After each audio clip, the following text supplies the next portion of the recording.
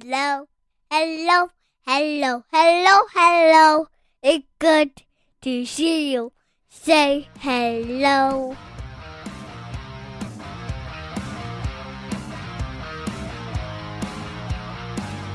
Welcome to the Huskies Hockey Podcast. Weldie and Andrew here, bringing to you all the important Huskies information as we are literally counting down the hours till puck drop for the women's hockey team here, as poor planning on my part, poor scheduling that we didn't get this episode out on a normal time.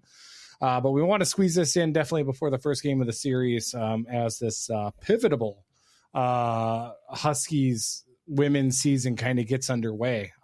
New coach, 11 freshmen, most in the WCHA, being on this squad, and hopefully we can kind of continue the really the good momentum here that we've got. And Lindenwood here coming up, so we'll get to a preview of that, preview of the whole season in general. We got some prop bets, we got a fun show ready to go, but obviously how we start out everything here, as I got my glass right next to me. What do you think, Andrew? Should we start the show off proper? Hit the sounder. Here we go. So we're talking about whiskey today. Whiskey.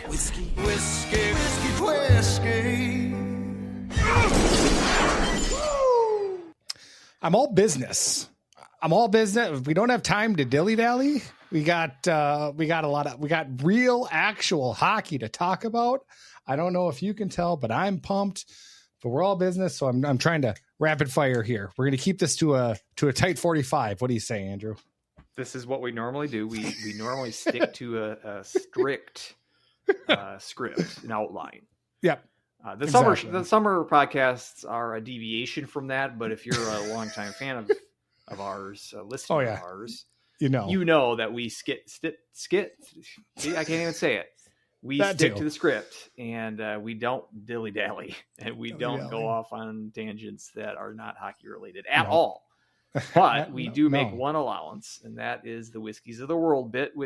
Weldie's been sampling Costco's curated whiskey pack throughout the last 20 shows. I mean, it's 24 in the set, correct? Correct. Yeah. And we're at what number now? This is number 21. Okay, so we're getting down to the home stretch. We're the last of the booklet. So it's because there's I don't know six. What that means. There's six in a book. And there's 4 books. Is that 24? No, that's not 24. Books, like books with pages and words on them, or like books of matches? Like what kind of book? It's like a book, but you open it up. It's got like a little sheet, but then it's got like the bottles inside of it. So it's like, I guess, a hollowed out book. Is there something that brings these books together?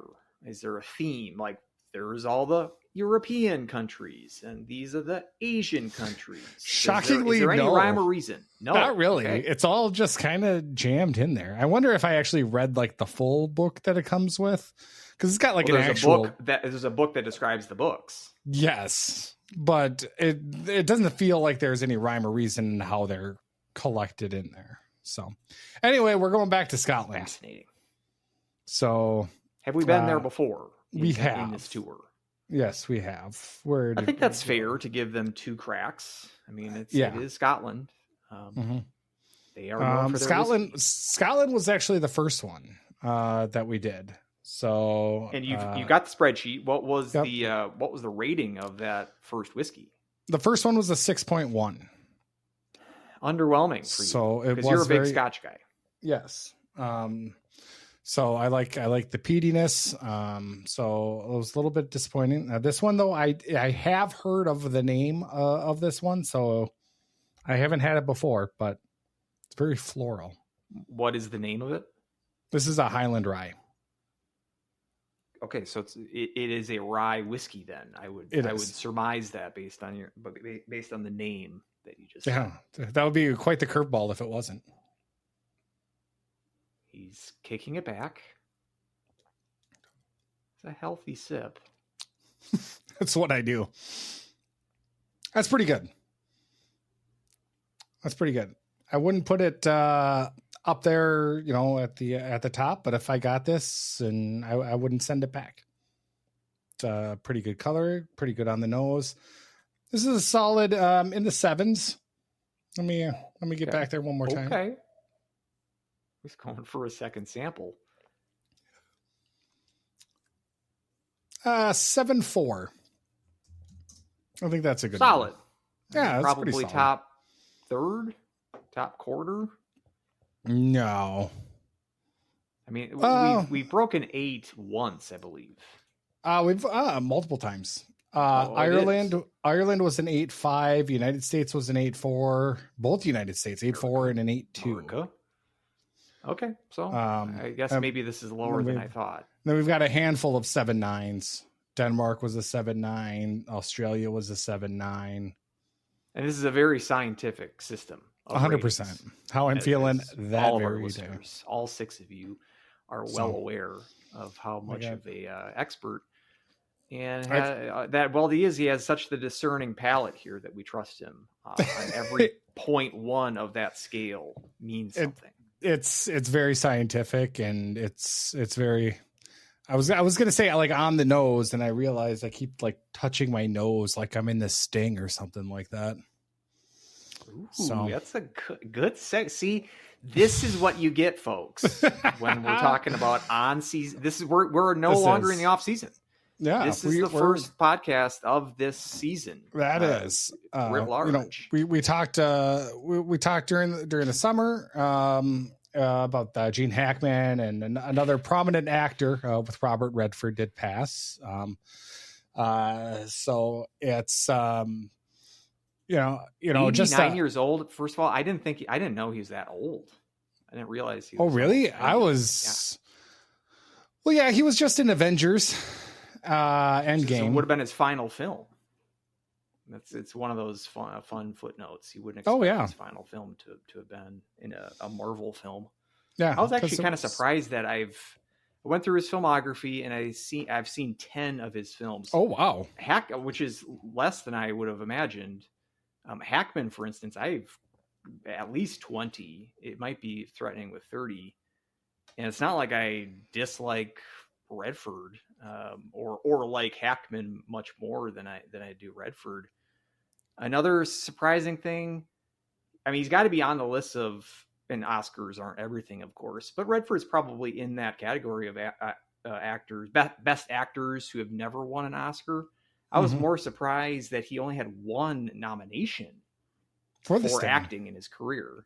And it was for The Sting. It was for Best Actor for The Sting, which is a movie that's got 2 leads. I don't know how you separate Newman from Redford and give one and not the other an Oscar nomination for that film.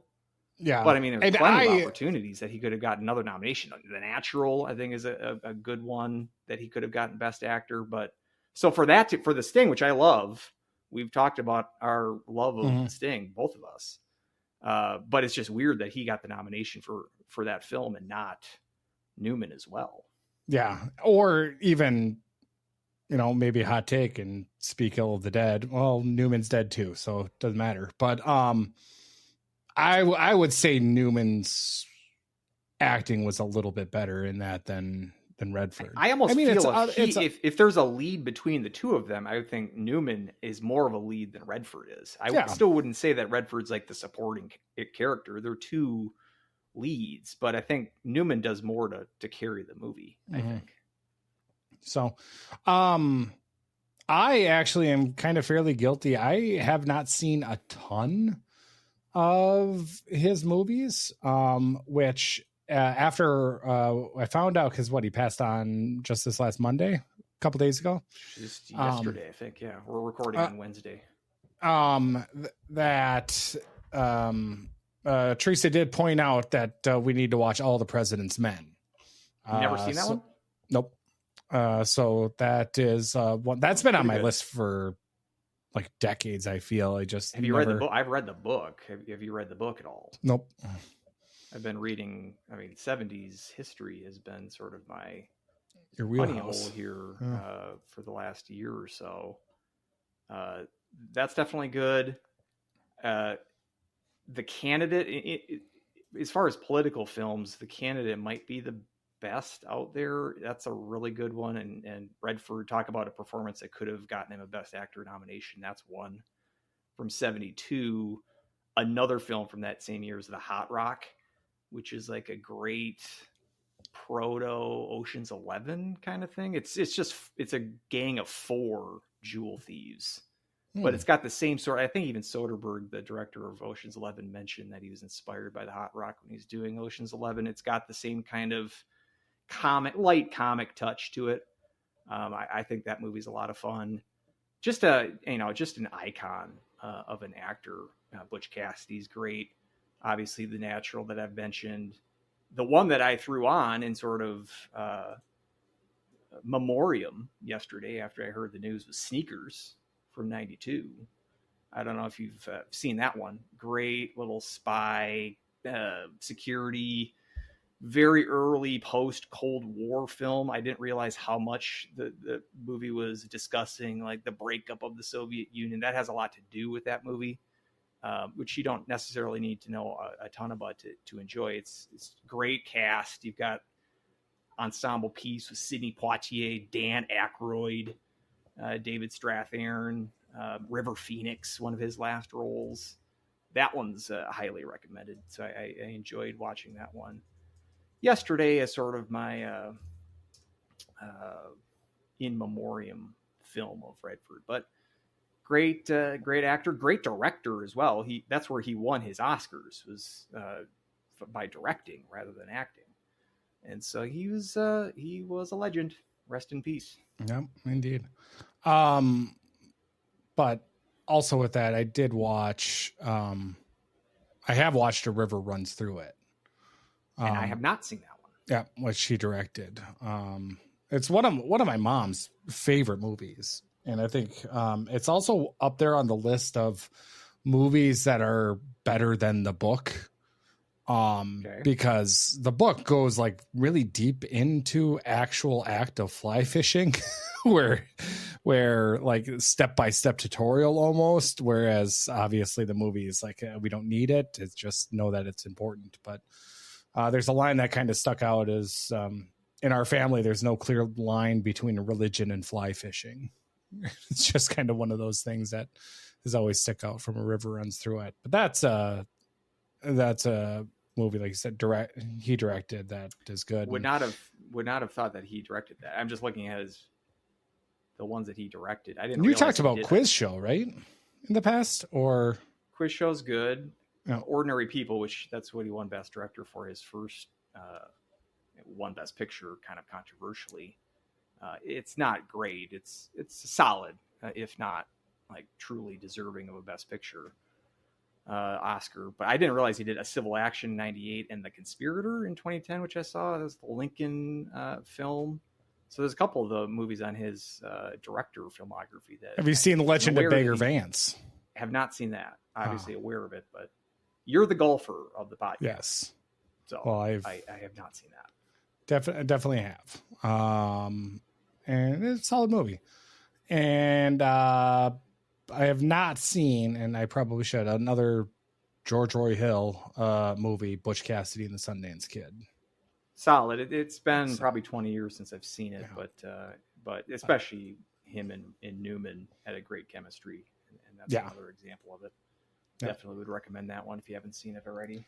So, anyway, as our show rambles on here, as no diversions ever. Yep, exactly. So let's you want to go in the women's, or was there men's talk? I don't really remember from last time. I mean, this is kind of the abyss news wise. Captains were announced for the men's side since our last show.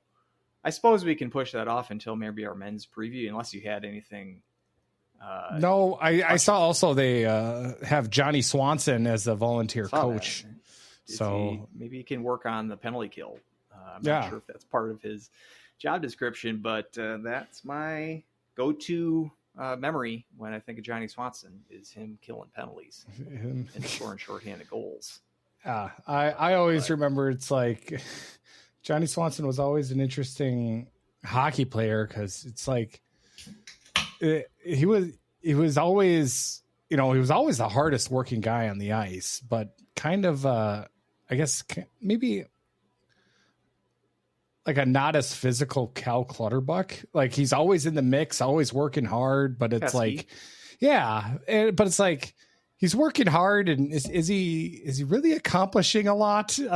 It's like I'm kind of reminded of the Vacation quote, Christmas Vacation. It's like, he worked really hard on this, Dad. It's like, so do washing machines. That's kind of Johnny Swanson out there. He's working really hard out there, and it's like, well, yeah, but he's accomplishing maybe a lot. Not the most efficient in that exertion of energy. Exactly. But it's like, it's one of those things. It's like, it's not a shocker when he scores, but at the same time, you just kind of wish it happened maybe a little bit more often. Like you said, penalty killer. What was that? And put that on the board, by the way, back-to-back shows with Christmas Vacation references. So we are living the dream. Yep, exactly. So I actually don't have it in front of me. Who are the captains? I don't have it in front of me either. Though the takeaway I had was it's too many. We talked about this with the women's side, reducing their number of captains from, I think, 6 last year to 4. The men have, I believe, 5 total, which I wouldn't mind that as much as 3 Cs. You can have 5 letter wearers as long as I'm fine with there being 1 C, and then you can have as many A's as you want. But sure. I feel like it's better to have sort of a singleness of captain rather than multiple. 3 seems too many. But again, it's one of these things that it's not going to derail your season by naming a bunch of extra captains. It's just maybe not to my preference, but I'm not in that locker room. The locker room is who makes those decisions, and if that's what they saw as the best fit, then who are we to judge, right? Exactly. Grant Deshawn, Tyson Gross, Cooper Wiley, the captains, and then Barrett Hall and Mason Reiners are the alternates.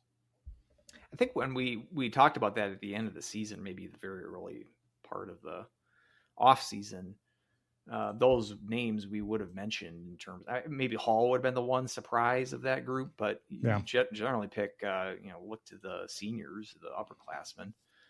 Sean might have been the one that I picked as maybe my C, not knowing that there would be multiple C's, but so not terribly surprising. Just a lot of them, a quantity of captains was more surprising than the actual picks. All right. Let's head over to the women. They've got Lindenwood coming up. Do you want to talk about the Lindenwood series first? Do you want to talk about an overview? Do you want to do predictions? Where do you want to go first? Huskies women preseason poll, 13th overall. A little bit of a gap there. We have an Austro poll. It's this time of season. No brown votes. Be a little small weight for the men's poll, which we really look forward to. I do love the preseason. The preseason polls are my favorite. It's the only Austro poll that really matters. Matters is a stretch, but it's because none of them matter. It just matters how many votes Brown gets. Yeah, and really, I think also we can narrow it down. So the women's voter and the men's Brown voter can't be the same. Like that person does not vote in the women's, because otherwise Brown would have got a vote, because there's no way you would vote Brown for the men's side and not for the women's side, no matter what. I mean, Brown's been decent on the women's side, in stark contrast to the Brown on the men's side. Consistently bad performance of the Brown men's team for many years. It's going to get that one vote, though. You know it. I'm just, we still got Jada Ginla on Brown. She kind of had a down year last year, dropped from 27 points to 16. Jerome's daughter, I believe, led their team 2 years ago in scoring, but Brown had a couple of decent wins last year over other ECAC powers. So they ain't bad. I almost kind of half expect you to take them when we do some conference champion picks here later. We'll get there. Don't want to tempt you, but they're out there. So yeah, they're 13. I think WCHA swept the top 3 in it, which isn't that much of a surprise. But Huskies 5th preseason pick in the WCHA. Wisconsin, obviously number 1, and then tied for 2nd, Minnesota and Ohio State, then Duluth there at 4th. Huskies at 5th, which would be a very familiar sight of if it all ends up like that. But I didn't really expect it to go any different way. So, yeah, I mean, maybe getting ahead of the bit here.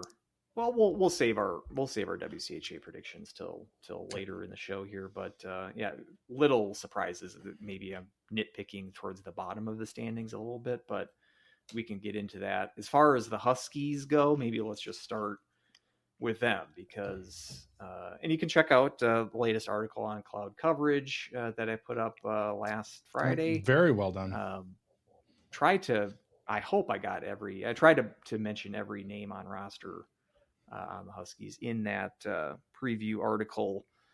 And I did mention we should expect maybe 1 or 2 red shirts, maybe not all of those players that are mentioned and the players that are listed on roster currently might not see action this year, but most of them will. And seeing kind of how this team is shaking out, because as I mentioned in the piece, there was going to be a fairly new look feel to this roster. Mm-hmm. And that's even before the coaching change, which is the number one story of this offseason was the departure of Brian Adolski to the PWHL, and then the hiring of Mira Yalasuo to replace him very shortly after. It took a little while for the introductory press conference, but long story short, was able to bridge the gap, I think, as best as any hired coach under these circumstances. Relatively late in the offseason for a coach to depart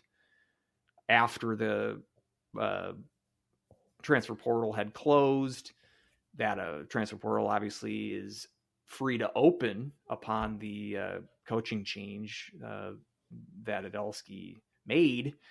But as we saw, none of the current roster or incoming freshmen, for that matter, decided to change their commitment or enter the portal, whatever their options may have been. And that speaks to Yalasuo as well as the remainder of the coaching staff, which has been retained. One of Coach Mira's first moves was to retain the entirety of the coaching staff, which I think, again, is a reason that this roster didn't have any departures as a result of the coaching change.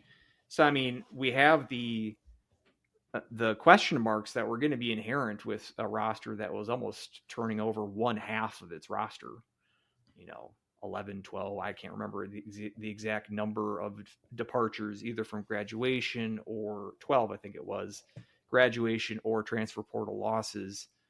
That's basically half your roster. To replace them with a couple of transfers, but mainly through incoming freshmen, there's a lot of question marks in that. And especially with a team that has struggled offensively, even through the last 3 years of 500 hockey under Adolski, the question marks of how is this team going to score are still there. And now with the new head coach in place, there's just that much more of a question. It's like, how is Yalasuo, who's a coach that's been, that's in her playing career as well as her coaching career, kind of been focused on defense. How is her new voice going to translate into an offensive game plan? Biggest question mark for me is the offense. But it's one of those years where I don't feel like there's, with the coaching change, that sort of, I don't know, dampens expectations might not be the best way to put it. I wasn't, even with Adolski still in place, I don't know if I would I don't think that I would have gone out and said that this team was going to be an NCAA qualifier. With the coaching change, so it's not like we got to, make the NCAAs or bust. That mentality is not there. We have all this youth to get used to watching for the next several years. That might not be here. Yeah, that might not be here for us, but you hear some of the quotes from the women's team. They've got high expectations. That's for sure. And that's good to hear. Yeah. But it's just, it's getting to know the players as well as getting to know Yellowsuo's style. It makes this a very interesting year because, again, I don't, it's very different from the men's side, which I do believe, and we'll get to this in our men's preview. This coming year for the men's side is kind of a, maybe not prove it year, but I feel like there's a lot on the line when it comes to like Larson. If this is going to be 3 years in a row of a disappointing season for the men's team, that becomes the narrative. There is no sort of, you got to do this, you got to prove something this year. Expediency with this women's team. It's more kind of like, I'm just kind of excited to see how the future is going to unfold, because I think this is going to be our first extended look at how not only this roster is going to take shape, but how Yellowsuo as a coach is going to impose, her vision as a program builder, not just a, X's and O's coach. And so because it's sort of like a blank slate in a sense, and that's exciting, except like I said, I don't see this team making the NCAAs, but I definitely see this team being competitive. I still think the strength of the goaltending is going to keep this team in pretty much any game. It's just a matter of, can we see an offensive firepower? Can we see that develop to some extent this year? Can we see players like Alice Oriel, Sophiana Sunderland that I mentioned in the piece that I wrote, being maybe the two key members of this offense, maybe the drivers of the offense? Can they make the step up into legitimate, stars in this league? And then can we see those freshmen, Maria Mikhailin from Russia, maybe the one that I'm looking at the most, or having the most expectations, again, not seeing these players in their junior performance. It is a bit of a guessing game, but just looking at stat lines, she seems to be maybe the biggest prospect coming aboard on the offensive side of things. But just kind of watching them develop is another storyline that I'm interested to keep tabs on this year. So offense for me is the big question mark, but it's also kind of the one thing that I'm most intrigued to see play out. What's your kind of broad strokes, big picture, before we kind of get into each unit, defense, goaltending, offense, coaching? Like what's your broad strokes? What are you looking forward to this season? Yeah, I mean, this team was just anemic on offense last year. And that's where, we were looking at games last year, and, there were some of them we got outshot big, but we still played them tight, with our defense and our scoring, or our goaltending. So, knowing that that's still going to be essential, or at least the goaltending is going to be intact. Defense, a lot of turnover there, so it's going to see what happens. But I mean, averaging just over 2 goals a game isn't going to get it done. And if you want to make that step up, you got to get over 3 a lot more consistently, especially in the women's, with the women's game. Hearing Coach Yellowsuo in the press conferences, obviously when, she said 3 to 4 goals per game, getting up to that amount, I would absolutely be ecstatic to see it. But with that, I think that's asking a lot of our freshman team. I think Sunderland, Soriel, I think obviously they're going to have really good years. I think this is going to be a really good chance also for Zimmerman, who's had, who, I'll say kind of a quiet 7 goals last year. But her,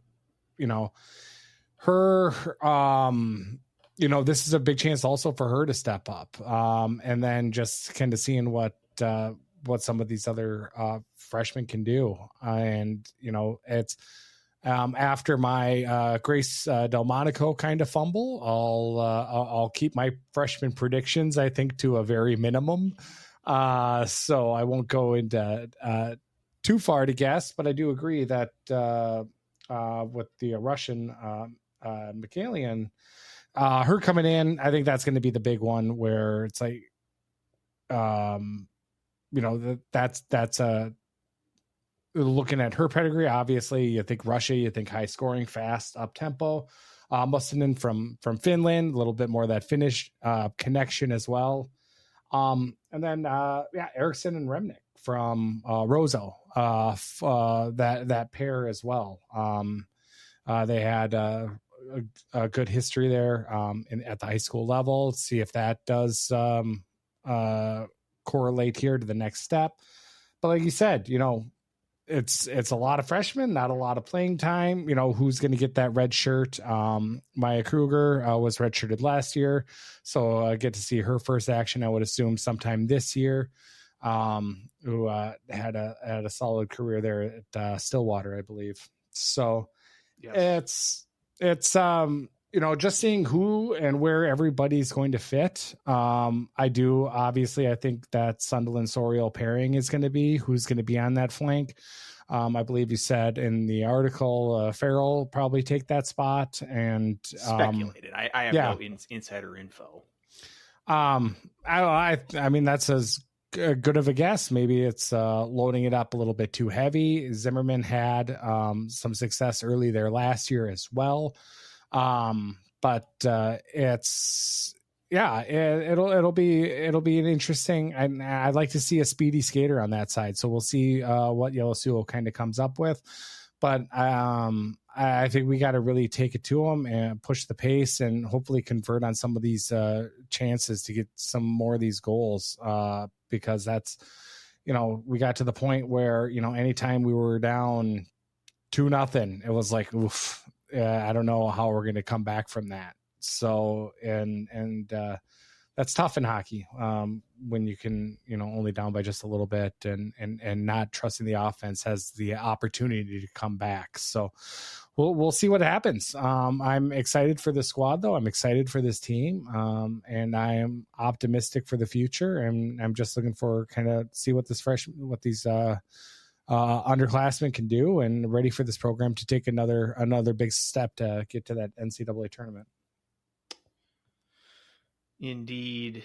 With the women's side, just looking at the national stats from last year. So 2.1 goals per game was the average for St. Cloud, which is not good, but in the context of the women's side, I mean, it's tied for 25th out of 44. So it's not like bottom 10, like where the men's side was last year with their lagging offense. Comparatively speaking, the men's side was a weaker unit. It's just 74 goals scored for the Huskies last year. You mentioned 3 goals a game. I mean, a 3-goal average would have put you at 9th in the country, just to give you an idea of like offenses at a premium. That gives you an idea of like Wisconsin averaging 5.4 goals last year, a full goal and a half ahead of the second place offense in Ohio State. Just gives you an idea of the juggernaut that the Badgers were last year and probably will be this year as well. But 3 goals a game is going to get you in elite territory. You average 3 goals a game, you're going to make the tournament as long as your goaltenders are like they have 2 healthy legs and can skate. We probably it's too unrealistic to think that sort of jump, but look at Minnesota State, 105 goals scored last year, 2.8 goals per game. They lost a lot of that offense, in the transfer portal this offseason. But you get to a situation like that. I think the Huskies' schedule this year is not going to be conducive. Mankato racked up some of that offense against a light non-conference schedule. You're not going to be able to really do that other than the Lindenwood series this coming weekend is really your only kind of gimme games. And I don't even like saying that. But you just don't have the opportunities to score a bunch of, rack up pad your stats for any of these players. But, improve it by a half a goal would blow me away. With just the amount of new personnel and a new system to some extent. I mean, obviously with the other assistants retained, there is some continuity with the kinds of, power plays and penalty kill, that sort of thing, systems like that. Not a complete overhaul with the sort of philosophy that this team is going to operate under. But, just improving the offense. I'm not even going to put you got to score this many goals a game. I love that Yellow Sue put that out there, but let's just pump the brakes a little bit. Let's improve to 2.5 goals a game before we think about, threatening the Badgers for best offense in the country. I just want to see development. I want to see some hope. With those Roseau players with Remick and Erickson, both being 18, you got to wonder if they're somewhat of a package deal. I believe they played on the same line at Roseau. So you might want to kind of retain that sort of for chemistry purposes. Having a freshman heavy line is maybe risky, but if they're talented enough, I'd like to see it. That's going to be one thing that we didn't even know until a month into the season last year that Choback was taking a red shirt. The news in terms of how players and how the roster develops is we're kind of in the dark there. So it might just I didn't even know until Hatton's article just recently that it was actual medical redshirt from a lower body injury. Okay, because I thought it was something to do with academics. I thought that's what the story was, but I thought so too. This is the problem. We just don't have the information. Yeah, hadn't had an article about JoJo coming back, taking her 5th year after a medical redshirt from a lower body injury last year, and news to me. You sure that wasn't talking about Grace Wolf? 100% more like Grace Wolf. Okay, I'll trust you, but trust Hatton in this case. In terms of if we're going to find out because we imagine just based on the numbers, that one of these players, someone's going to get redshirted, if not 2 players. Now, the variable there is the Olympics this year, which I touched on in that article, looking at upwards of 5 players that have played for national teams.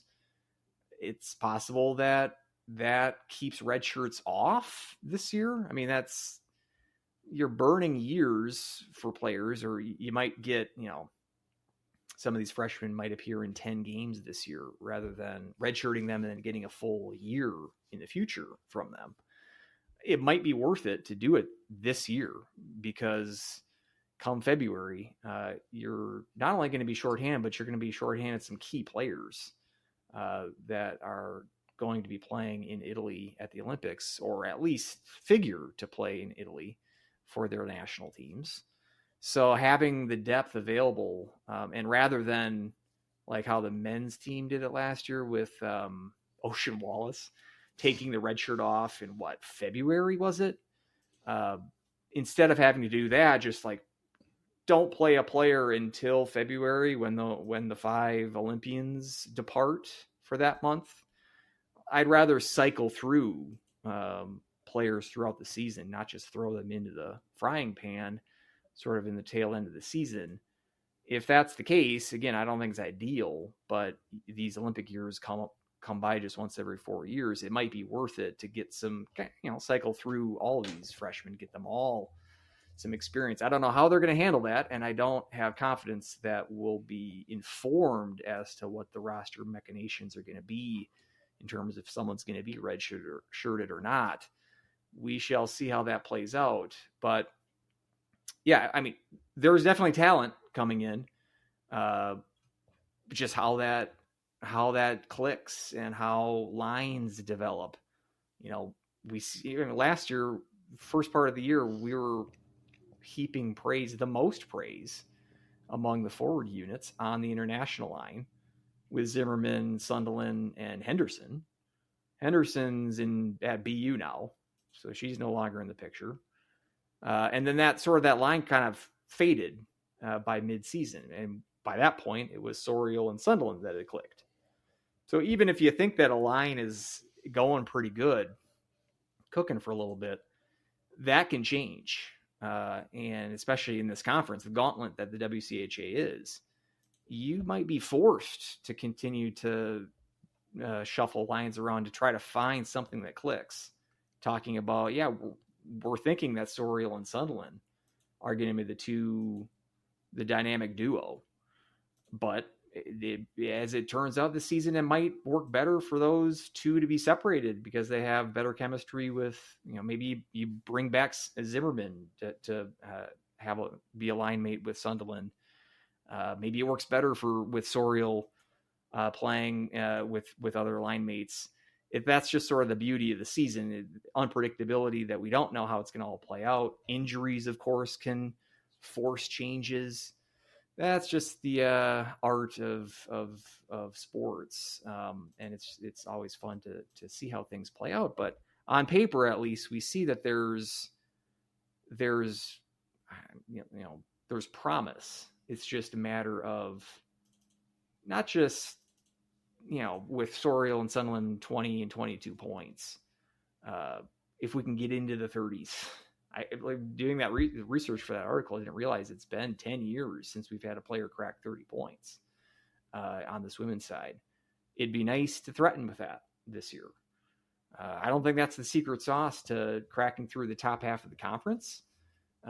You look at the top half of this conference and 30 points, that's a month for Layla Edwards. For the Wisconsins and Ohio States of the world, they've got 5-6 players cracking 30 points, and so it's baby steps for the Huskies when it comes to this kind of thing. But I do think the offense has an opportunity here to surprise, because I think there's some talent to be had. Centers, I think, are a question mark that I mentioned in this article as well. I'm unsure who's going to get looks there, especially towards the bottom 6 players. Who was the last 30 point? Wasn't Tilke, was it? No, she didn't get it. I even forget. It was not a player I was familiar with. Molly Ilkinen? Oh, Ilkinen. Okay. I think that's correct. Again, not a player I was familiar with. That makes sense. She was on the same as she was on the same team as Tilke. I think she transferred in. I don't think she played a full 4 years for St. Cloud. Maybe Providence, I'm going to say. She transferred in from, but the 2015-2016 season is the last time that a Husky forward. Providence. Good job. Okay. But again, I'm just going by looking at her stat line through Elite Prospects after I found that nugget of when was the last player for the Huskies to crack that 30-point plateau. It's been a while. I called her Silky Tilke. I remember her goals. I figured it would have been someone like her, or even Nyland from a few years back. Maybe she would have broken that. I mean, Emma Gentry is a hell of a player. The fact that she never cracked 30 points is kind of surprising. She put the amount of shots. She deserved 30 points, right? I think, with the amount of shots that she put on net. But it's been a while. If we can get someone to threaten with that, that's one step into at least being more hopeful about the future in terms of this offense can start driving wins rather than it's sort of coming from the back end out. And in terms of, we'll get to goaltending last, because I think it's the least of the questions with this team. Defense, there was a lot of turnover here as well with the defense. Mm-hmm. I don't think that we can just, lump them into the goaltending situation and say, it's a unit that doesn't have any question marks. I mean, you lose Dale Ross, a huge loss. Grace Wolf coming back for that 5th year, granted for the medical redshirt from 2 years ago, the injury from 2 years ago, is the number one anchor of this team on defense. Bulger the only other upperclassman, I believe, of that unit. You're relying on a lot of youth from the back end. What are you thinking about this defensive core for the Huskies? I mean, you're looking at it from, last year and how good of a core it was, and even the last couple of years, how stingy. And just again with that type of turnover, I was happy with the progress for Urola as the season kind of wore on. So I'm looking for her to make kind of a really big step.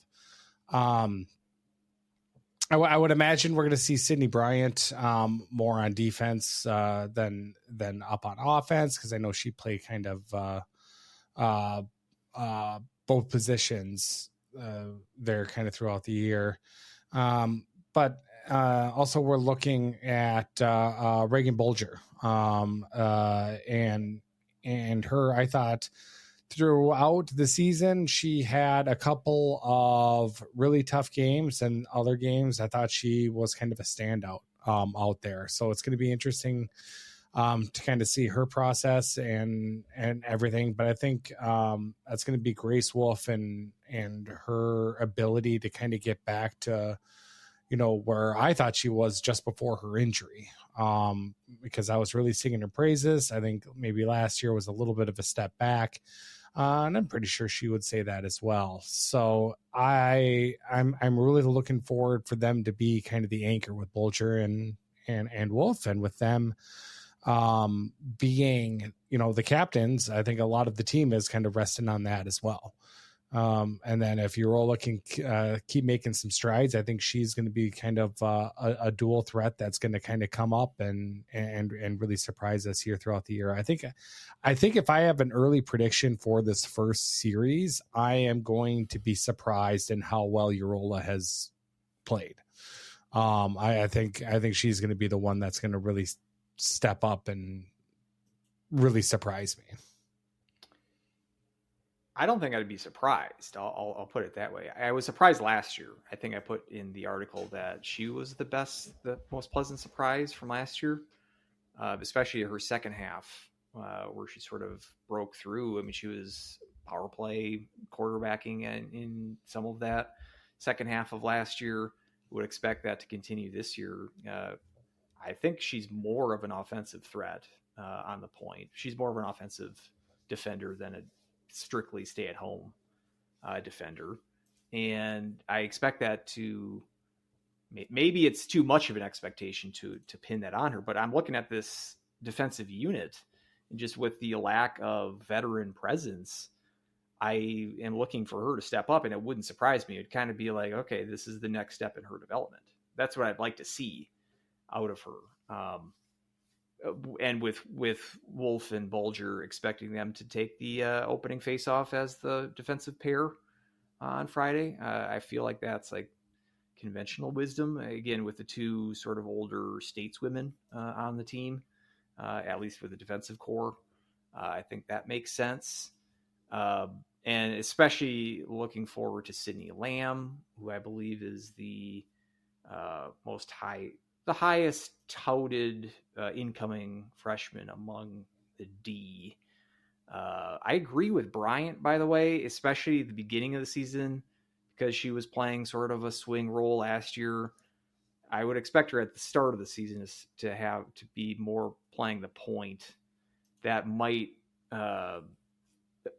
evolve based on how the other freshmen defenders are doing at the beginning of the season. If players like Lamb are acclimating well to college hockey, and Bryant is more needed, and the offense is continuing to lag, perhaps you throw her in. She's got centering experience as well, versatile player, but I would expect her to just try to shore up the defensive unit at the start of the season. But it would be interesting to see where she shakes out at the end of the season, if she plays more defense or more offense at the end of the season. Mm-hmm.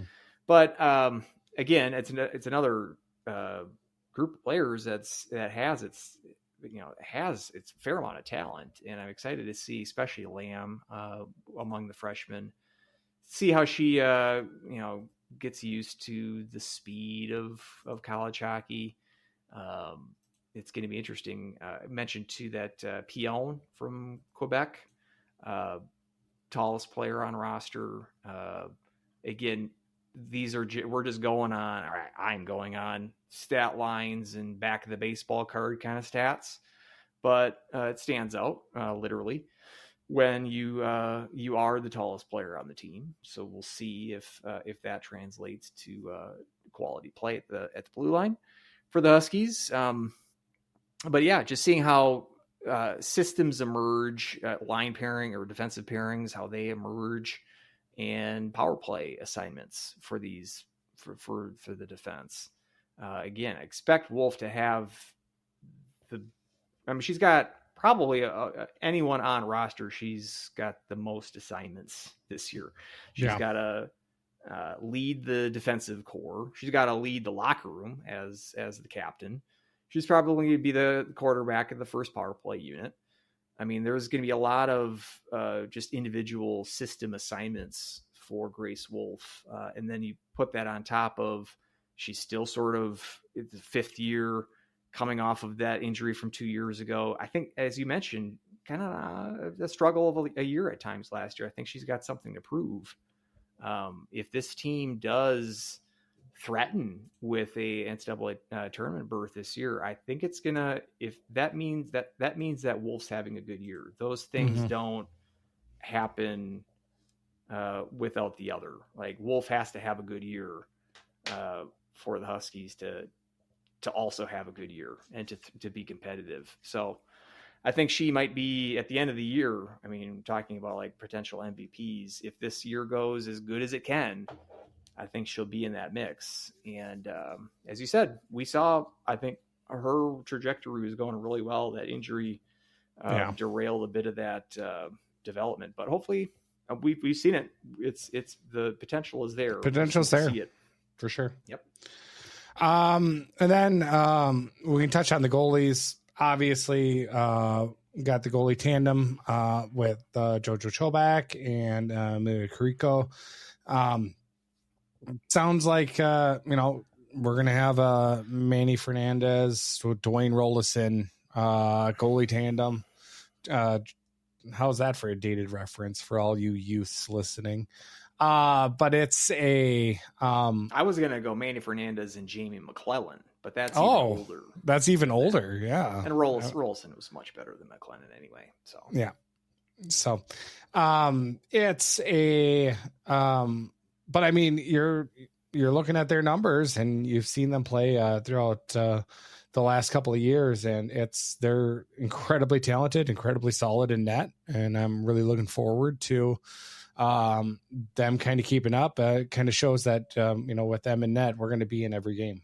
And I think also with the Olympics coming up, Caricos are probably going to be heading over to play for Finland. Knowing that we're still going to have JoJo here in net, it's going to be still a good sign. Don't have to worry. It's not going to be that big of a misstep or big of a hole to fill. So that's going to keep us in a lot of these games. Agreed. That the Olympics is the definite curveball. And I know we did get a question from our biggest fan, Dan Jacobson. We'll get to that regarding the Olympics and the WCHA in general. But it's something that the Huskies are going to have to maneuver with the goaltending in particular.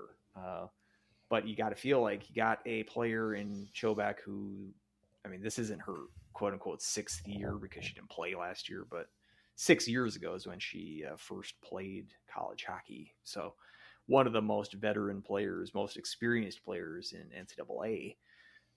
And having a player like that around come February, the last 3 series in the regular season this year are concurrent with the Olympics. So seeing as you have a veteran presence like that, a letter wearer at that too, you don't see that with goalies too often, but Chobak wearing a letter this year, having a player like that available to bridge the gap. And again, maybe that's the time that we see Paige Hugendam. Goaltending tandem is exactly, I mean, the entirety of the Adulski era was a goaltending tandem, whether it was Ahola and Chobak or last year Ahola and Carrico. I would expect that to be the same this year, except when February comes, because I don't know if you just ride Chobak at that point. And I mean, if February goes really well with Chobak being the sole ride and die goalie, is that what you plan on as you go into your playoff series? It's interesting how that will all shake out. Carrico was another player at this time last year. I don't really have expectations for her at all because, again, we were anticipating another go-round of the Ahola Chobak show, which had gone so well for the first two Adulski years. But then it turns out that Chobak is sitting the year out, apparently about injuries. I'm just learning right now. Would have been good to know that. But at least we get the story come out now. And so we didn't have any expectations about Carrico. We didn't really have any knowledge about Carrico coming into the year, this time last year. Now we know what she can offer. She had a very solid freshman year and looking to expand on that. But also I'm just wanting to enjoy Chobak's final season, sort of go out on a high note. I wonder have you heard, you're more into the TikTok than I am. Are they doing another season of Dump and Change? Well, do we have any word? And do we have a new co-host now? I mean, Avery Myers signed a contract, so she's going to be overseas. Really? I missed that. Yeah, she's going to be playing in a league in Spain. Really? Yeah. I guess I didn't know that they had professional hockey in Spain. I thought you were going to say like she signed a contract to be like a TikTok content creator. She's probably she's got probably tons of contracts for influencing. She's got quite the following. So yeah, she probably gets plenty of kickback from that side of it. So she's gonna. So I would assume. I'm obviously not too familiar with that league, but she'll be playing there. So I don't know if they're going to if JoJo's going to recruit someone else for Dump and Change, or she's just going to take over the vlogs, or what's going to happen there. So, well, we hope. I mean, it was a good way. I loved players. It. Yeah, it's great. But now I've started following some other players of the women's hockey team as well. So I'll keep you plugged in for any information. Creepy at all. Like 100% it feels creepy doing it, but like it's really interesting. Glad you're aware of that. Yeah. 100%. But like it's a lot of really cool behind the scenes footage too. Like when they're like kind of doing whatever trend or dance or whatever, I'm like, okay, that's not for me. I get that. But like, I also follow, I think it's Bemidji State's assistant coach. I follow her on TikTok because she gets like a lot of like her day-to-day behind the scenes practice stuff. So it's just, I love seeing, I guess, how the sausage is made when it comes to behind the scenes of getting, this product out on the ice. So I hope JoJo takes that mantle and runs with it for something, because I'd love to see more of that behind the scenes footage. I think the vlogs were great. Going through if it's just that would be enough.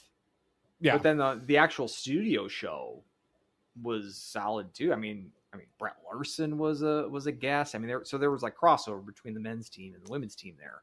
So it wasn't just like the women's team was covered in the show. St. Cloud, it's kind of like what we do. We cover both teams kind of with style and grace and humor and insight. And similarly, in the same vein, Dump and Change. Exactly. Same, and we just hope that they continue doing their high quality. Oh, wow. just quickly, the Olympics, February 4th through February 20th. And then I think we brought this up last time, but that's Minnesota State, Bemidji State, Wisconsin are the series. And that's at Wisconsin, right? The other two are home series. Do I have that correct? Yep. So, I mean, that's a run there that I don't know if you play Hugendam. I don't know how comfortable I would be unless something went catastrophic earlier. You're going to need points. Team. Right. You're going to need point. You can't have a tie sneak in there and a shootout loss. Like you got, we were talking about those. Right. No, we were talking about this with the last one of the last shows about. You'd feel like Hugendam's chance would have been this Lindenwood series because you don't play any other cupcakes in the non-conference. You got UConn coming up, and then you've got Clarkson. They're Hockey East preseason number 1. But because you want to sort of limber both Carrico and Choback up this weekend against Lindenwood, like where is the Paige Hugendam start if it's not during the Olympics? And we're not counting the midseason exhibition game. We're talking about actual game time action. That's like an actual start, not she's coming in because the game's gone pear-shaped or whatever. Not that that's going to happen, but it's difficult. And like I said in the article that I wrote, like if we feel like it's difficult to see a Paige Hugendam start, where is there going to be a Haley Lawrence appearance, who they got from Post coming in as a fourth goaltender? Again, depth's never a bad thing. Haley Lawrence might have not found a place to land anyway. She could have been hanging the skates up or playing on a club team this year. So maybe just the fact that she's a warm body that, we have a total emergency or two goalies are injured. At least we have someone there.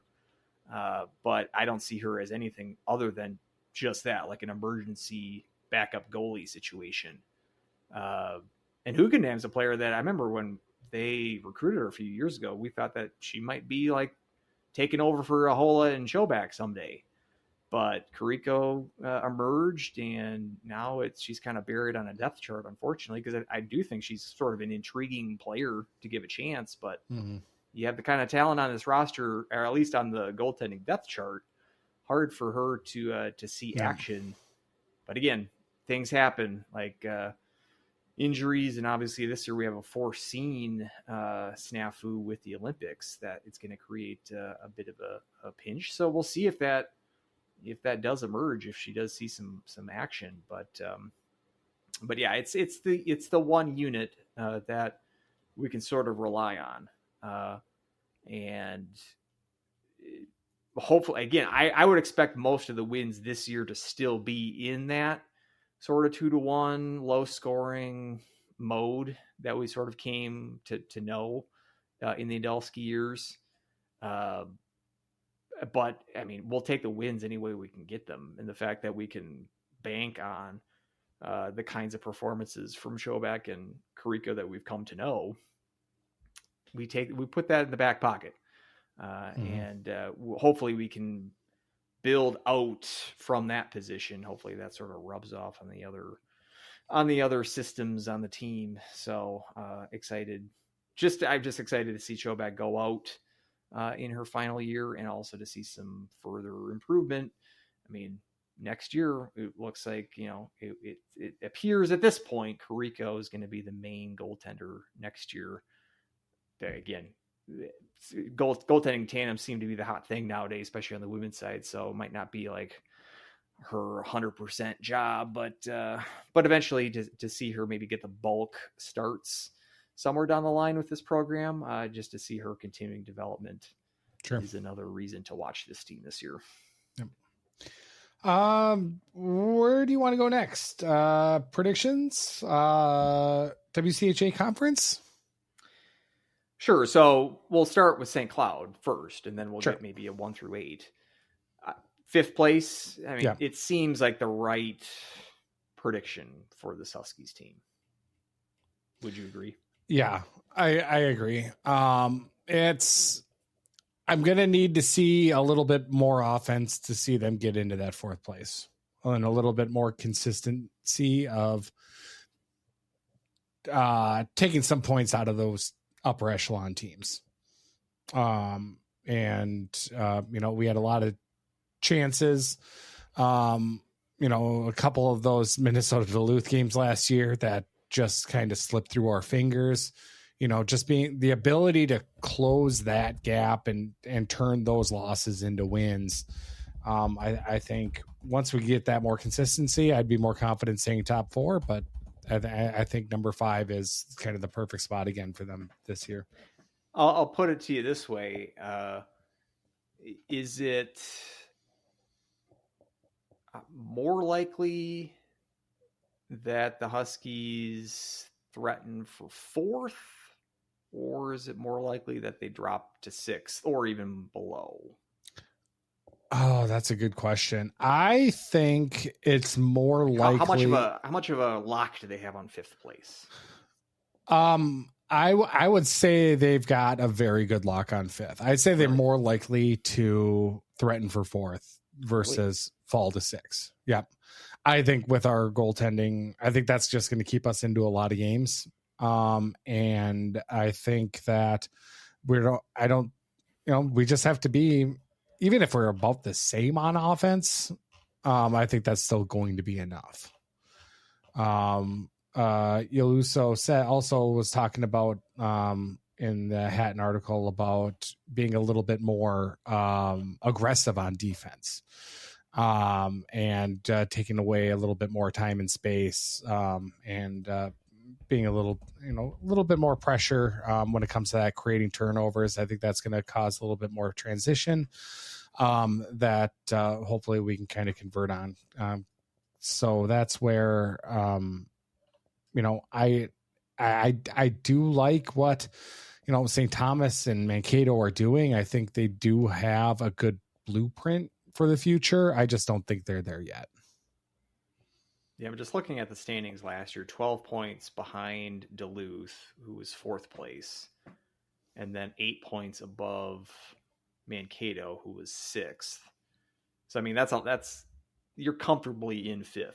You're not really being threatened by the teams behind you, or, I mean, I don't think that they would have even gone into the final weekend with a chance to overtake Duluth for 4th. So, a cushion and a clear sort of demarcation line between the top half and the bottom half of the conference, with all 4 of those top half teams making. But I mean, you're looking at that as 2 games against Minnesota Duluth, and pretty much, and 2 of them we ran down our legs. I mean, we had, we definitely ran the one at home. Playoffs. Yeah, it's not counting the playoffs where they really ran one down their leg. So that's where that's why I think a little bit closer to 4th than 6th. Yeah, however, Duluth has become especially annoying. Yeah. Spoiler alert, though, I do not have Duluth in 4th. Well, let's get into it. So, it sounds like you're high on Duluth. I am, because I can't imagine they're below St. Cloud. They are not. As much as I would love to put them there, they are not. Well, let's get to the top half later. Let's start with the bottom. Okay. Well, Bemidji. Yeah, I think that's the easy choice, at least with the bottom half. I don't see it. It would surprise me if they're 7th. I'll put it that way. I think they're clear. So Bemidji, we got them at 8th, and then I think 6 and 7 fairly interchangeable between St. Thomas and Mankato. Who do you have? Because the conference, the preseason poll had St. Thomas in 6th and Mankato at 7th. I would have flipped them, but then I'm like, I don't know. They are very close, and the fact that St. Thomas got the Gadsdick sisters from Mankato, even makes it more of a confusing mess, because it's like, which team is can't even separate these 2 teams out from one another. I could I'm still sort of torn between the 2 of them. I might just take the one that you're not going to take for 6th place. So who do you just have for funsies? 6 and 7. Yeah. Yep.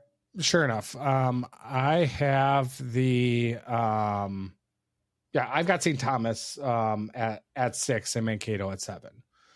Okay. Well, then I'll go with Mankato at 6 and St. Thomas at 7. Okay, we can do that. We can prop bet that one. I mean, apparently it's not going to come down to that because you have Duluth somewhere not in fourth. I do. I have Duluth in third. And you have the Gophers in fourth. I have the Gophers at fourth. Yep. Oh, wait, where you started to become the Gopher hater on this team or on this podcast. I mean, you've been very bearish. That can't be Gophers. A surprise. I mean, a hater is too strong a word. Bearish would be a better word. Like I would say. I mean, if you would call this bearish, like as far as them being bearish, they're still a top 5 team in the country.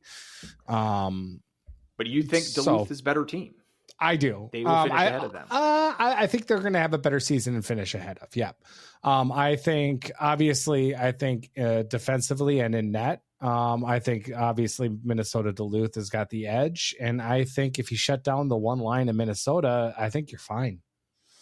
And that's, you want to put that as you want to put that in a foot and mouth award? You go right ahead. I'll call it right now. I can't put it on the list now. So we're gonna look. I think they're more than a one-line team, the Gophers, but I would agree. Gascon is a better goalie. The biggest question mark for the Gophers is goaltending. I mean, Hannah Clark is a good prospect. I saw some rumors she, like on the fringe as far as making Canada's roster for the Olympics, which would surprise me. I mean, she put up a 904 save last year, which in the women's side is not that good. And it's a system too. Like Sky Vetter, Eddie's daughter, flamed out pretty spectacularly from the Gophers from being a starting goaltender for them to crapping out. The system the last couple of years kind of chewed up and spit out goalies down at Ritter recently. But I mean, she's got still has a lot of hype, and I still think she could develop into a great goaltender. But it's just a question mark, whereas Duluth doesn't have those kind of question marks with Gascon. The one thing with Gascon, though, and again, we're talking about Olympics, Gascon has probably a better chance of making Canada's roster. Which would mean that Duluth could be without Gascon sort of in that same stretch run. But then again, Murphy's probably going to be gone for the Gophers. The Gophers, I think, are going to be hit hard by the Olympics because of the star power that is potentially going to be gone. Not only Murphy, but Primerano from the point as well. Probably their best defenseman. So, I mean, that's the big variable this year. Wisconsin's got, I think, the most talent that's going to be leaving for the Olympics. They're just a way better team. They have way more depth than anybody that I think they can be fine. They'll be in first place and they'll be fine, I think, even without Edwards and Harvey and others that are going to be gone at the Olympics at all in February. Right. Several of their players going to be gone, but between the two of them, I still have the Gophers third. I mean, the Gophers and Ohio State tied for second in the WCHA preseason poll, which I thought was a little bit surprising. I still think Ohio State's a notch above the Gophers. Yeah. But I still think, I mean, Murphy's going to have a great year, even though I hate her. And I think if you don't wear maroon and gold, I think that's exactly everyone's sentiment is she's going to have a great year. I hate her. It's just everything it comes down to. The Bob Probert of 100% college hockey. But, you don't really even have you can't even update that lingo for today. Like, can you even compare to anybody in the NHL of today's standards? Like that type of player is gone. Like for that many points, the NHL better than I do. Yeah, I don't know who's like the best 30 goal scorer plus 100 penalty minutes kind of guy out there. I mean maybe Marchand. I guess Marchand would be a pretty good. Yeah, I think that's actually probably a very good one. She's the Marchand of college hockey, of women's college hockey, especially. Sure. Let's hope that doesn't follow that, because Marchand just won a cup. Let's not make that applicable for Murphy, where she wins the national title. That would really tick off Jake Baskin. We don't want that. The last thing Jake Baskin wants is more Frost behind the bench at the Gophers. God, he hates Brad Frost. Really? Because I know I guess I didn't know that, but It's interesting. Yeah. I think he'd be fine with the Gophers winning a national title because he's a Gopher fan. Well, he definitely. But I think also, I think Josie Zay Martin, I think she's a really good player from Ohio State that kind of got buried on that depth chart. I think her going to Minnesota Duluth, I think you wanted her on the Huskies. I wanted her on the you were circling her name. Yeah, I was looking at her as a target. And that was a good get. Theo Johansson from Mercyhurst plays for Team Sweden. Ashley Messier transfer from Cornell. She was a good get. They had some good gets. They had some good gets, and I think that combined with Gascon, they're at the goalie position. That's where I think that they're going to be a notch ahead of the Gophers. Ashley Messier, who she transferred from Cornell, and remember that was the one where she had announced that she was going to transfer to Duluth, because I don't think Ivy players can play their graduate years. Like, it's not like she hates Cornell. It's just that she couldn't play for them again this coming year. But she announced that she was going to play for Duluth before Cornell and Duluth played in the tournament last year. It was weird. In the tournament, yeah. Like you're playing against, it's like a Spider-Man pointing at itself kind of thing, where I'm playing for the team that I'm going to play for. I'm playing against the team that I'm going to play for next year. Before the season's over, it was a weird situation. She was like a 20-point player for Cornell from the point. Good player for them, and she might be the main power play quarterback for them this year. So they lost a lot to graduation, and to a lot of those players to the PWHL, which is a little surprised at how well represented they were at that draft this summer. But it seems like they picked up some good players from the portal, and I do think have the best goaltender in the conference in Gascon. So, I mean, it's certainly not, I like that you're making that move, that you're putting them at third and the Gophers fourth. I'll just go with the crowd. And you'll be different Gophers as well. 3. I guess not go with the preseason poll, because that had a tie with the Gophers and Ohio State. I still think it's Ohio State 2 and Wisconsin 1. Correct. No shade, obviously, to Ohio State, because I think they're probably even maybe a slightly better than they were last year. Again, they lost some players like Buglioni over the off season, but another great incoming freshman class, especially Canadian. That's where Muzzarell seems to thrive with recruiting, and some good transfer portal additions as well. Ohio State's not going to be any worse. And the fact that they're playing this year with the chip on their shoulder, coming within 20 seconds of winning another natty. Mm-hmm. That might be the worst thing for this conference, that they're playing extra motivated. I kind of forgot about that too. I was scrolling through TikTok not too long ago, and then it came up as the last minute. I remember it being period. The last. I remember being obviously the penalty shot. I remember, but I thought it was more like 2 minutes to go in the game. I didn't remember that it was 20 seconds to go. Yeah, that's what I didn't remember. Yeah, and then I remembered how thrilling it was. and controversial. Controversial. I don't think it was controversial, but I think it was very cool. But yeah, so this Badger team, you're losing Casey O'Brien, but this team is not going anywhere. Yeah, I mean, they still, I think, are retaining 80% of their point production from last year. 84% of their goal scoring, 80% of their returning points. Yeah, and then they got this. It's a great name. I think she was named the preseason freshman of the year, Adela Sapova-Levo. I'm going to try it again. Take 2. Sapova-Levova.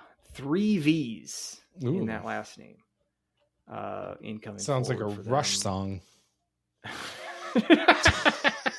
How's that for a reference? Sapova-Levova.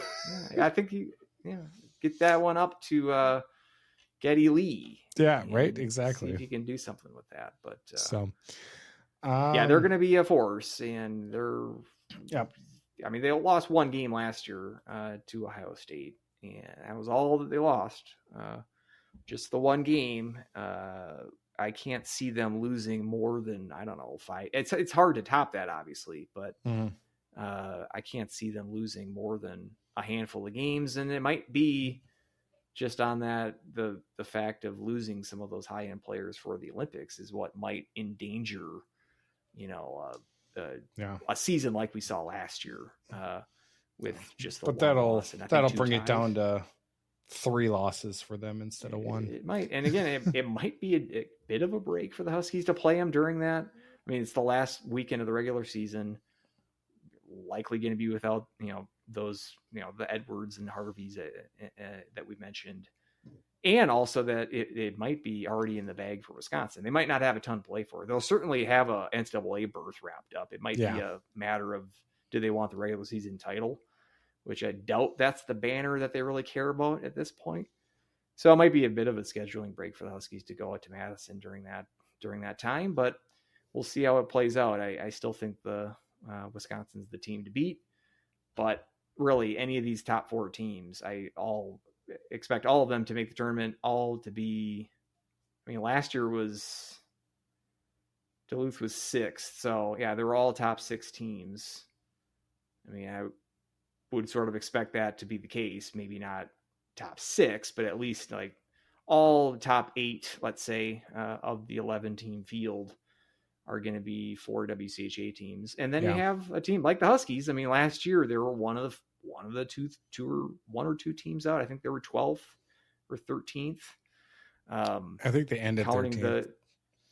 We had a cup of coffee at 11 towards the end. It was after the Gopher win. They had the last at large. So it's possible, but you just have to see what you have to do to break through into the. To have 5 teams out of the WCHA make an 11-team field is it's kind of mind blowing to even think of that. It's very difficult to do. Obviously, the easiest way to do that would be to crack into those top 4 teams, but uphill battle for that. But I'm just excited to see how this team develops, how we can get some scoring, like a culture of scoring instilled in this program. That's my wish. I don't know if that's, we could listen back on this years from now and laugh, because as it turns out, Yelasuo is a defensive genius and we're just fine winning 2-0 games. Remember the time that she said 4 goals a game? It might turn into something like that. I'd be flattered if anybody listens to this 4 years from now. I'm not talking about us. I'm talking about her comments. No one's listening to us real time. So why would someone listen to us in retrospect?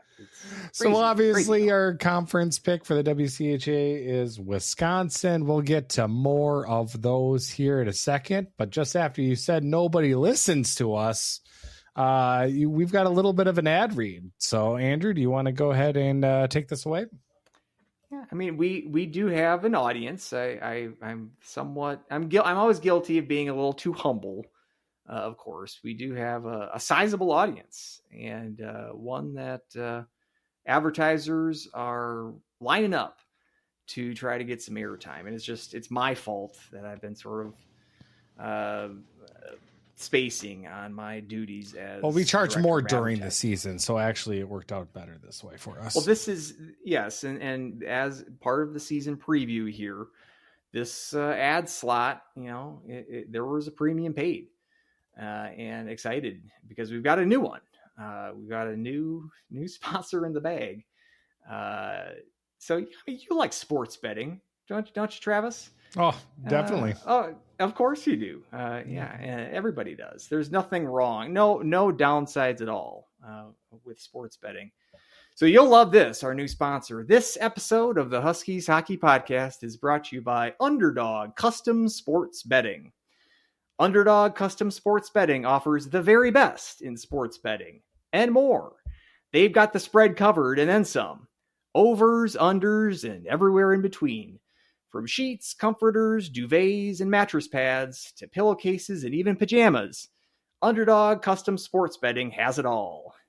Underdog Custom Sports Betting is available in all bed sizes, from twin to California King, as well as all coaches and convertibles. But the real game changer is the custom design options. Underdog has licensing deals with the NHL, MLB, NBA, NFL, and the NCAA, and as a result, You can have any of their high-quality bedding products emblazoned in your favorite team's logos. And now Underdog Custom Sports Bedding is proud to introduce their Legacy logo option. Nostalgia fans can design their bedding based on any defunct logo. Creamsicle Tampa Bay Buccaneers? Check. I know that's a Jason Bryant favorite, so he'll love that. Tequila Sunrise Houston Astros? Check. This one is cool. I was browsing their website. You can actually get the 1995 Quebec Nordiques, the Purple Wolf redesign. If you don't know what I'm talking about, Google it. Check it out. They unveiled it just before they moved to Colorado, and it actually never saw the ice. You can get your bedding covered in the 1995 Quebec Nordiques redesign. It's pretty cool stuff. And, of course, NCAA options. We've got Huskies options as well, and any of the historical logo options with the St. Cloud State Huskies is available through Underdog Custom Sports Bedding. All Underdog items are proudly made from a combination of 100% Egyptian cotton and 10% English rayon. These custom engineered fabrics are soft, buttery, and get smoother with every wash. Don't believe them? All purchases come with a 100-day guarantee. If you haven't had literally the best night of sleep ever within the first 100 days after purchase, Underdog Custom Sports Bedding will refund your purchase, no questions asked. What are you waiting for? Listeners of the Huskies Hockey Podcast can get 20% off their first order by going to UnderdogCustomSportsBetting.com and entering the promo code HUSKY. That's Underdog Custom Sports Betting with the double D's.com, promo code HUSKY. Underdog Custom Sports Betting. Aw, sheets. I cannot get this logo out of my head anymore. Thank you, Underdog Sports Were you Betting. aware of the 95 Nordiques? No, I was never aware of this redesign, and it kind of scares me. It looks like something like a roller hockey team would have. Yeah. Again, it's a completely different beach hockey that was on ESPN2 during the 90s.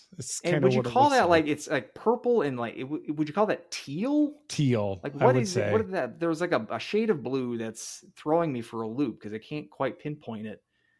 It's a weird design, and I can't even imagine it being something that hockey players would have worn. But fascinating, and you can get that in your Underdog Custom Sports Betting products. Yep. So fascinating. Perfect. The age that we live in, what you can get online. Exactly. Well, thank you for our new sponsor. Happy to have them aboard. Want to whip around before we get to prop bets? Sure. All right. Where do you want to start? Atlantic? So we're taking let's say we're going regular season conference champion. Yep. From the non-WCHA leagues. So let's reserve Nuha to the end because that's always the fun one. Okay. I mean, maybe it's not fun because are you just going to go with Sacred Heart again? 100%. So we're just going to get Nuha out of the way right away. Then. I guess. Well, I mean, I don't think it's any surprise that I'm taking Sacred Heart. But I mean, they did win. Well, they didn't win the regular season, but they got the auto bid last year.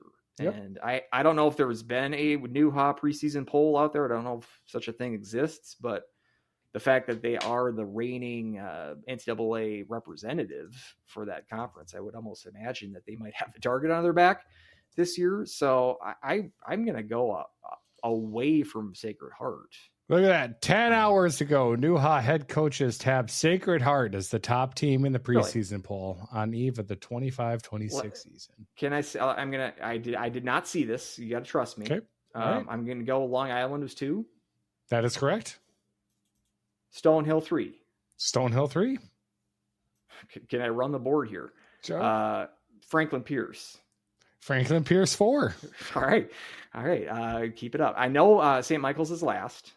That is correct. Okay. St. Anselm's 5th. Yes. Okay. So I'm between assumption and post. Yep. I'll go assumption and post. Assumption then Post. He ran the gauntlet of the New Hop preseason coaches poll. If you didn't think I was a degenerate before, I don't know whether to be really impressed by that or just like I'm not even call someone and check it like a wellness check on you. Like this is it's not impressive, trust me. Yeah, well, if you're going Sacred Heart, I Long Island. I think Long Island was my pick last year in our mid-season pick the field shows. So I'll stay consistent. I believe they were the regular season champ last year, if I remembering correctly. So I'll stick with the Shocks, and I'll pick Long Island out of New Ha. I got to write these down in real time because I'm going to forget. So you got Sacred Heart, Natch. And I've got Long Island. Okay, so how about Atlantic, which I'm sure is not going to be very compelling either. We got a new team, by the way, in Atlantic, Delaware. Talk about Delaware cool uniforms. Did you check out their jerseys? I did. I kind of like them. The blue hens, blue and gold, are reminiscent of Hastings, my high school, which same kind of color scheme. So I like that. Yep. Really cool jerseys, really cool logo. And that's pretty exciting. I think I saw I don't know if it was on Twitter or TikTok, but they had like the players walking in the locker room and revealing their jerseys. Yep. And that I think their coach is kind of working the socials. Yeah. Pretty good. Their jerseys might be the best thing about them this year. They're probably not gonna be very good. Probably not.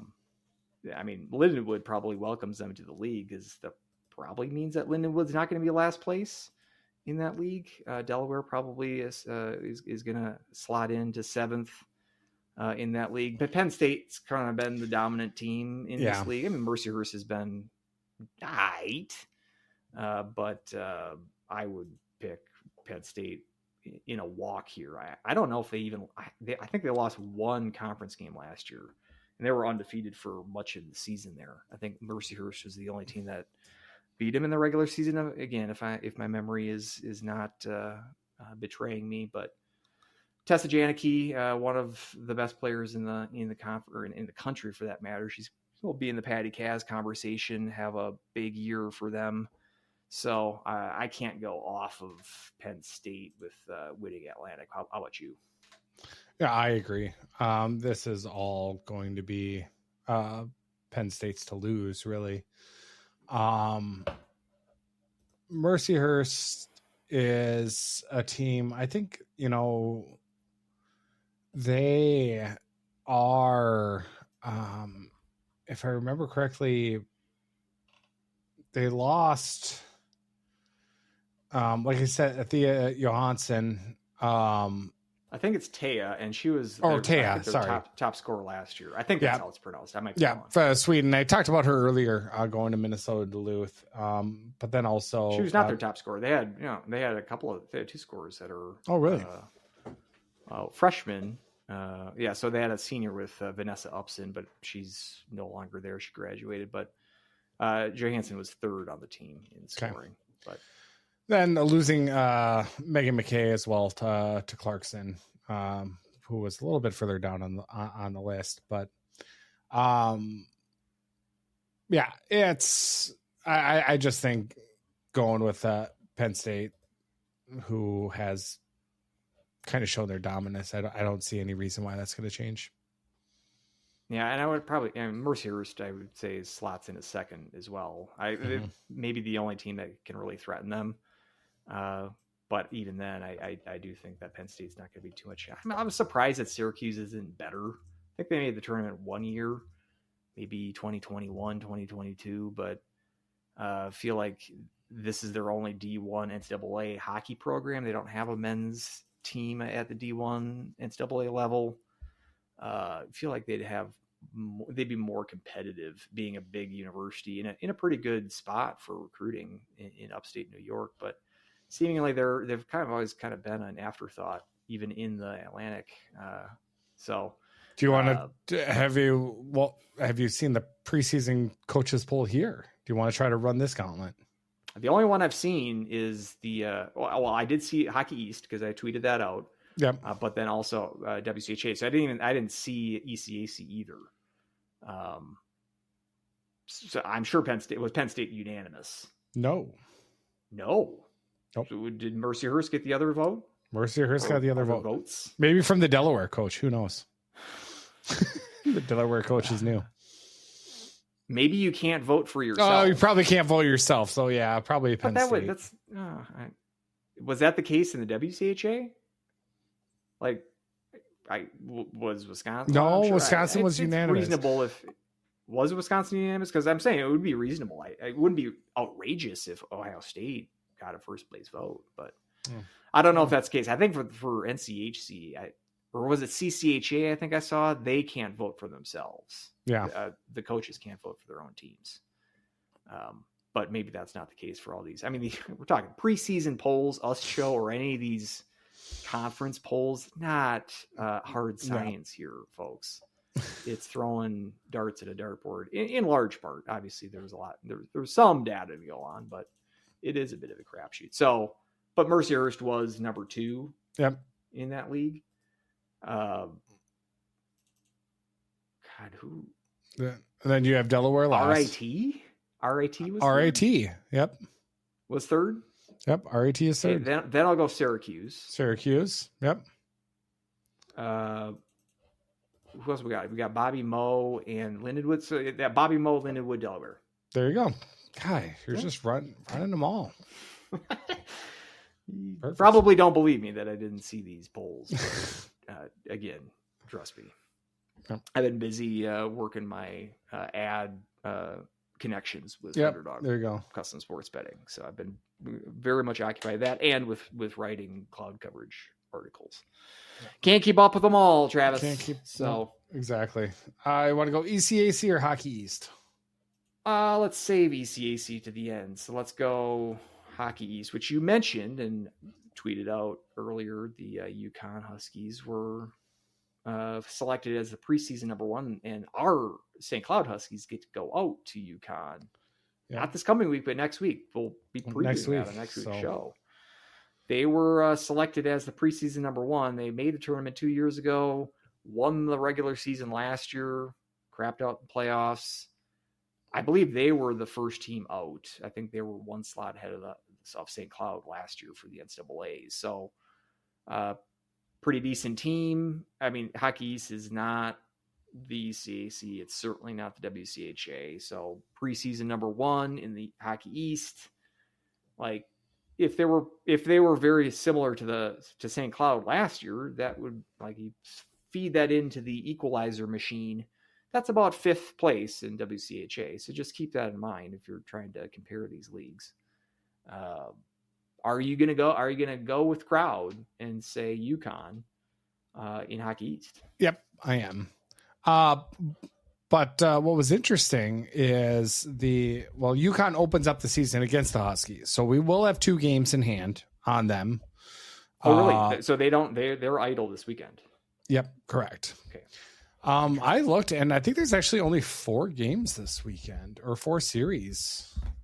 I thought every team in the WCHA, maybe Bemidji's not. I think one team is not playing this weekend. Maybe they start on Saturday then. Maybe that's where that's possible. I thought most teams were playing this weekend, but I mean, you've still got like the Ivies. They always wait. Yeah. Although not as long. I guess that's one nugget that we missed. Did you see that Ivy League bumped up the number of games played to 1 game to now they can play 30 games in the regular season rather than 34. So that applies to the women's side as well as the men's side. So I guess that might be 1 weekend earlier that they'll be starting. So that might be 1 earlier weekend that the Brown men's hockey team gets votes in the show, or 1 earlier weekend. Those receiving votes actually after they start out 0-2. Once Brown actually plays, that's when those receiving votes dwindle and disappear. Except there was one time last year where that voter didn't vote him and then voted him the next time. So, you look at go back to last year again. Who listens to the show? Period. But who listens to the show 1 year after recording. But if you do, I remember I had a deep dive. I went back like 10 years. You did. On the Brown preseason Ustro poll history of votes in that poll. So I don't remember it. Maybe I'll have to go back and listen to it. We'll have to go back and listen to it. Pump up those numbers from previous shows. So I'm sure like the women's Ivies are not active this weekend, but next weekend I think most teams are going to be in action at least. And I did not know that the St. Cloud Huskies will be facing the UConn Huskies. Maybe we'll catch them rusty. They'll still be not in midseason form, and it'll be their first action. There's Maybe 11. we'll use that to our advantage. 11 series this weekend. So 22 teams in play. Okay, so about half the league or half the country is Ohio State is playing Durham West. Whoever Durham West should be an exhibition game. I think St. Cloud has played that team, which I don't know where. I think they're from Minnesota. I'm not exactly sure what they are. But Canadians women junior hockey team. Okay, that must also be Stansted, who is playing Merrimack, also in a exhibition game. What was the one a couple of years ago on the men's side? Lakehead. Remember them? Lakehead. Yep. They were like a Canadian college that played Tech, maybe, or Wisconsin, or maybe a couple of teams. And you said that sounds like a fish, not a college. Yeah. We get a couple of these in the exhibition games. Like where, what, who? I don't know what that means. Yeah. Do we have any other like compelling matchups this weekend? I mean, Minnesota Duluth versus Mercyhurst might be the best matchup. St. Lawrence against Colgate. I don't know if that might be an exhibition game. Both of those teams were tournament teams last year. Yeah, Minnesota versus Bemidji State. I'm guessing that's an exhibition as well because it's just a one single game. So we're still sort of sorting through exhibitions. It says UConn versus Quinnipiac, but that's also looks like an exhibition as well. Yeah. So some exhibitions, but the actual series, I think the Duluth and Mercyhurst series might be the best action this coming weekend. So, and we should actually, after we get done, maybe we can actually preview a little bit the Lindenwood Lions. We really kind of skated by that, but we're going to return to that after we make our predictions here. So we got to get moving though, because we're already going. We're already going long. Shocker. Yeah, I got UConn. Okay. BU made the tournament out of Hockey East last year. Mentioned Greta Henderson is now a member of the Terriers. Do I think that this is now BU's conference to lose? No. I'm not really sold on them. I'm not really sold on any of these teams. I mean, Northeastern's decent. I mean, they've tailed off since they kind of peaked a couple years ago, but they're going to be in the mix. BC's going to be in the mix. Bottom half of the conference is kind of blah. Yeah. I don't want to pick the same as you. So, and I think I got burned last year. I think I kept picking Boston College, and I kept getting burned by them. So I'll go Boston University. BU was number 2 in their preseason poll, and not by a lot of votes. Very close, 86 to 82 on the votes, but more importantly, I guess 5-5 for the first place votes. Really, between BU and UConn? Yep. I think that's how it kind of played out last year. It was a big log jam. I think it came down to the last weekend of the season between. I think Northeastern was in the mix too at the very end, to, final weekend to potentially win the regular season conference title. So I do think it'll be open, but it's a top heavy league, quote unquote top heavy, because I think the bottom 5 or 6 teams are non-competitive, but there'll be a dogfight with the top 4 teams, I think, in that league, and we'll see how it shakes out. But how about we'll finish with the with ECAC, the other strong league nationwide alongside the WCHA. The other conference that generally gets about 4 teams in. So who you got out of the ECAC? It's one of those where you got 3 C teams right at the top. Are you going with Colgate, Clarkson, or Cornell? A lot of those colleges I definitely can't afford. I don't know if I can afford to say their names, much less thinking about attending. But looking at those, I kind of just default to kind of back end and goalie in the women's game, and I went with Cornell. And then I saw that the coaches picked Cornell too, so I feel like kind of a cop out, but Cornell's my first place vote there. But Bergman in goal, I think she's just too going. St. Lawrence also, I think, is going to be in the mix. And talking about goal. Oh yeah, St. Lawrence will be in the mix too. Emma, Sophie, I think St. Lawrence though is going to be a rung below. I think that's fair. I mean, but Nordstrom might be the best goaltender in that conference. So I think you can't sleep on that. I mean, that Quinnipiac too, I think, is right there as well. They're definitely a deeper league than Hockey East, any of the other leagues aside from the WCHA. Even Brown is a team that is going to be competitive. Princeton was a sort of my darling pick last year. They lost a lot. Sarah Paul transferred to the Gophers, who's a good get for them. And then their coach also, she was the one that hired Adolski as the GM, Kara Mori, as the GM of Vancouver. So they're sort of rebuilding based on a new coach and new kind of star players or star players from last year's team, at least. I did forget to mention Sarah Paul with the Gophers. Maybe I should have. She's a good get. I mean, the Gophers, Gophers got some good players on the via the portal. But that's some Cy Young numbers right there from last year. 28 goals. Yeah, was hers like 29 and 9?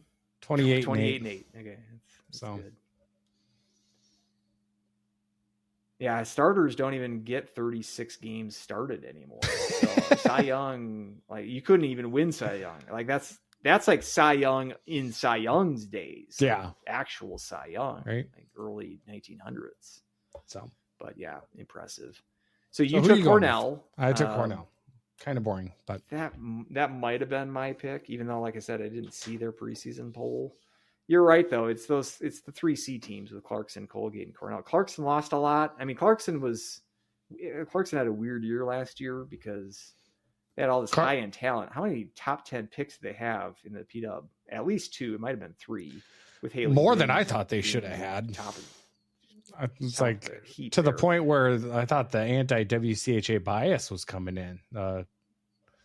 East Coast bias was swinging through. And then you had Colton Kova from Colgate going number 1. Going number 1. Surprise. It shouldn't have been, though, because Fargo, the coach for New York, was the one who picked her. It kind of made sense in retrospect.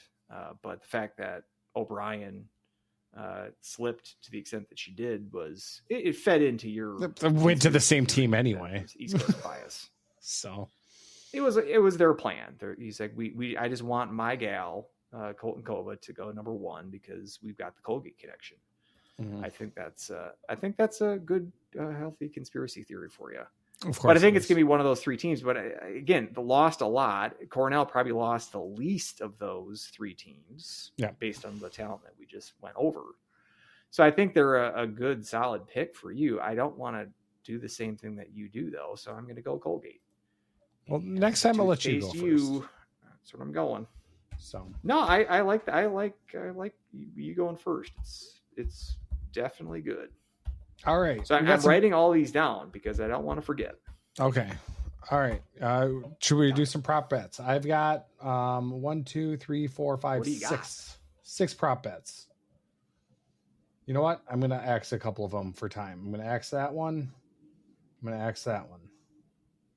Well, let's see how many we get. We don't have to spend a ton of time on here. Well, I just erased them, so they're gone now. So All right. Well, these better be the best of the prop bets then. I think they were. So gimme. All right. I got 2 Husky centric ones. One, double-digit goal scorer for the Huskies, over under 2.5.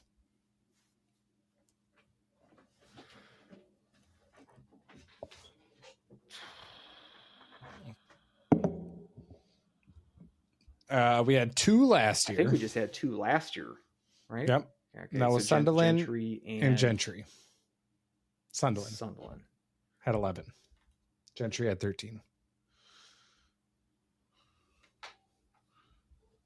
I'm an optimist. I'll go over. Ooh, okay. All right. I will go under then. I'll take the opposite. And then as you were talking earlier, 30-point scorer, yes or no? Are you going to be the optimist again? I'm going to 30 points. No, I'm going to say under to that. So no. I wish. All right, so that's not. Are you taking an over or a yes, or I don't know what we're doing exactly? Well, will they have a 30-point score on the Huskies? I will say no. Do you want to say yes? Okay, I'll say yes then. Okay, make it interesting. Yep, exactly. All right. In honor, I guess not in honor, but in the mid to late 2000s, aughts, so to speak, in the PGA, it was Tiger Woods versus the field. We're doing this essentially the same thing here. National championship, Wisconsin versus the field. Who do you have? Field. Really? I think it's Wisconsin repeat. Wisconsin has the best talent, but they won it last year. I do think that plays into it. I think it plays into it. There's less of a. I mean, again, they came within 18 seconds or whatever it was last year from not winning it last year. And I'll save my whole rant about NCAA tournament ain't like what it's cracked up to be. We shouldn't be putting all of our chips into the results of the tournament. But if you're going to give me Ohio State and all the CAC teams and the Gophers, even though you hate them, I'll take that. Okay, I'll take Wisconsin. I think that's fair too. I think that's a pretty even bet. I think everybody else. Tiger Woods. That's a great bet. Tiger Woods during his run, it was essentially Tiger Woods or the field. Who do you got winning the tournament? Whatever golf tournament. Keep up here. So, well, what else do you got? I got one more because I erased 2. Well, you got more, but what's the next one? Abby Murphy penalty minutes over under 90. She had 87 penalty minutes last year. She had well over that in her junior. 110 the year before. She's probably going to be at the Olympics though this year, so that knocks her out for 3 series. No pun intended. And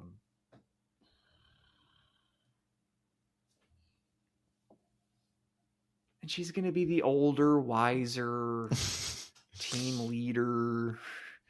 Does she really want to be throwing elbows? Teaching the freshmen. Counterpoint: the refs are going to be watching for her dives now. She's got that reputation. I think she's got that scarlet letter. She gets away with more stuff. Like she could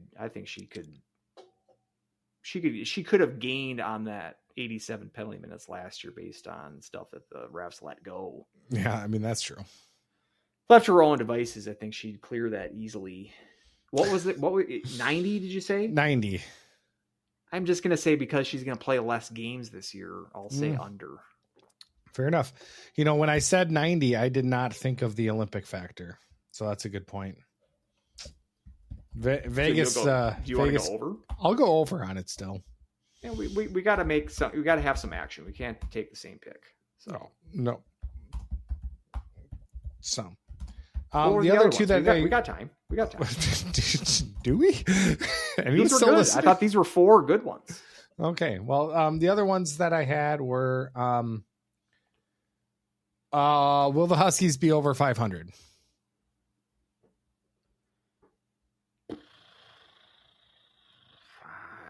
I can't. No. as I mentioned in the Cloud coverage article, the non-conference schedule is a big factor in that. This schedule's rough.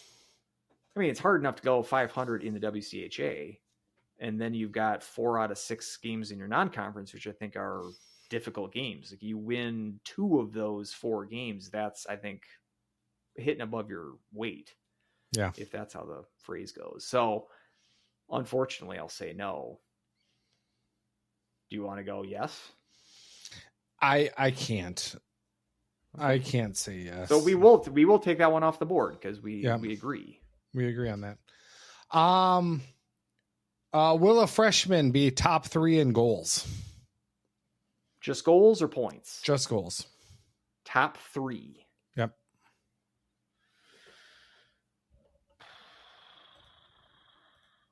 I'm going to go yes. Okay. I'm going to go yes. What about you? Perfect. I don't think so. I think our top 3 will probably be Sunderland, Soriel, and I'll probably put Zimmerman there. I mean, that very well could be the case. But Zimmerman might not get to 10. Might not get if we're going back to our previous bet about double-digit goal scorers. Mm-hmm. But again, then we could look back and it's Maria Michaelian. Yeah. Who leads the team with 15. Yeah. Again, 29 points. Maybe she's the next Delmonico. Where did she end up, by the way? She go to D3? I think we talked with Sydney Wolf about that. Hamlin, was it? I think either her or you found out that she had to commit somewhere and it was D3. Yeah. Or maybe, no, it wasn't Bemidji. That's Carmen Bray. So I don't think she landed at a D1 spot. But let's hope that all of these freshmen at least just get more of an opportunity. That's the frustrating part about Delmonico is we never really got a chance to even see her get an opportunity. No, let's hope that's not the case. But so what was this? I'm just going to write this last one. So top 3 scorer is a freshman in goals. Top 3 goal scorer. Goal scorer. And I'll say yes, and you'll say no. Yep. Okay. Those are the prop bets I had for the women's team. Those are good. Good prop bets. Hey, thank you. How about do you want to just go with top point scorer among D? And I'll go Siri Urela. Ooh. I mean, you got Wolf on the board. I think is the next most logical pick. Probably. But I have some sort of sneak feeling that I think Urela is going to have a good year. So I'll kind of swing for the fences there. If you want to, you can take anyone else. You can take the field, and I'll take Urela if you want.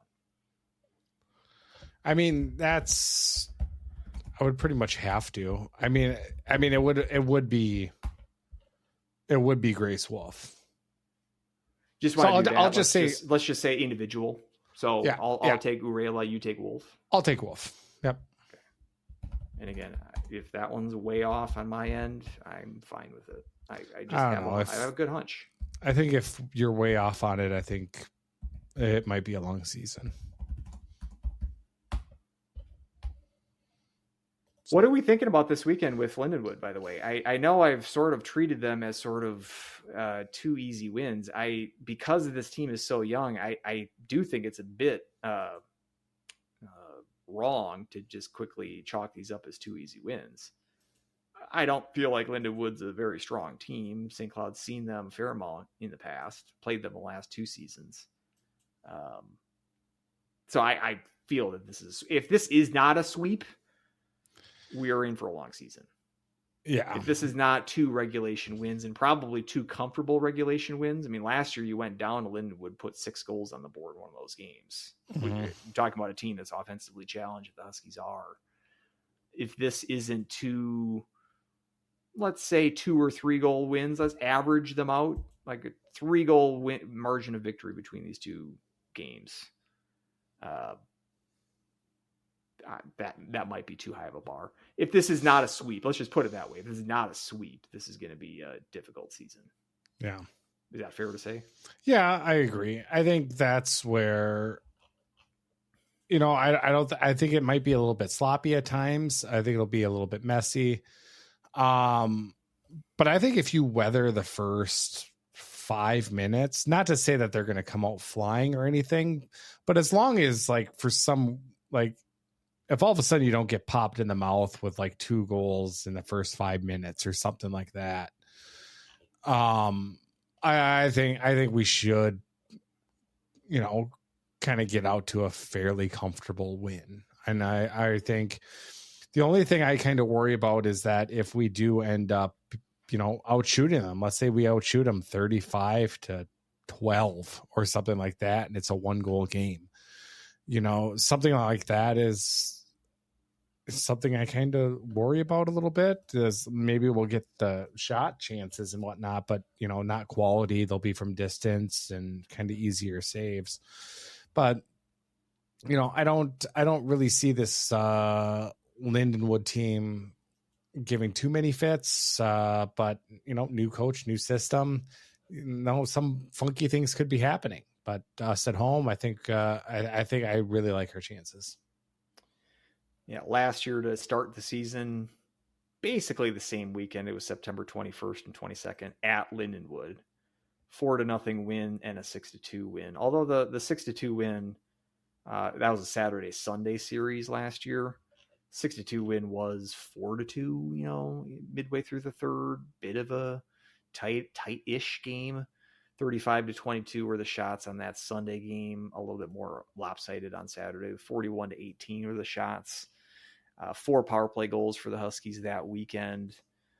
Again, right. Difficult to sort of take that as, see how the rest of the season played out. It's not like those Lindenwood games were indicative of how the team was going to play that year. It was just, it was a weak opponent that St. Cloud was able to handle.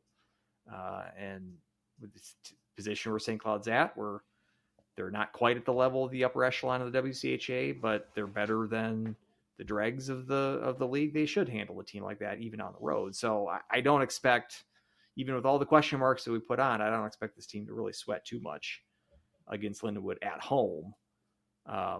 Sydney Jackal, by the way, new Husky coming over from Lindenwood. So maybe she's got a little bit extra or motivation. And I'm just excited to see Chobak's first performance after a year off. Mm-hmm. Like, I think she's going to be especially jazzed to get back in the nets. Yeah. So yeah, maybe I'll make a sign. Maybe I'll make a welcome back Chobak. Are you going? Sign. Are you going to one of these games, by the way? Definitely going on Saturday. I want to go on Friday. Whether or not the kids want to go as well. It's a 6:00 game. Yeah, I wanted to mention that. So we got 6 p.m. on Friday, and is it a day game on Saturday?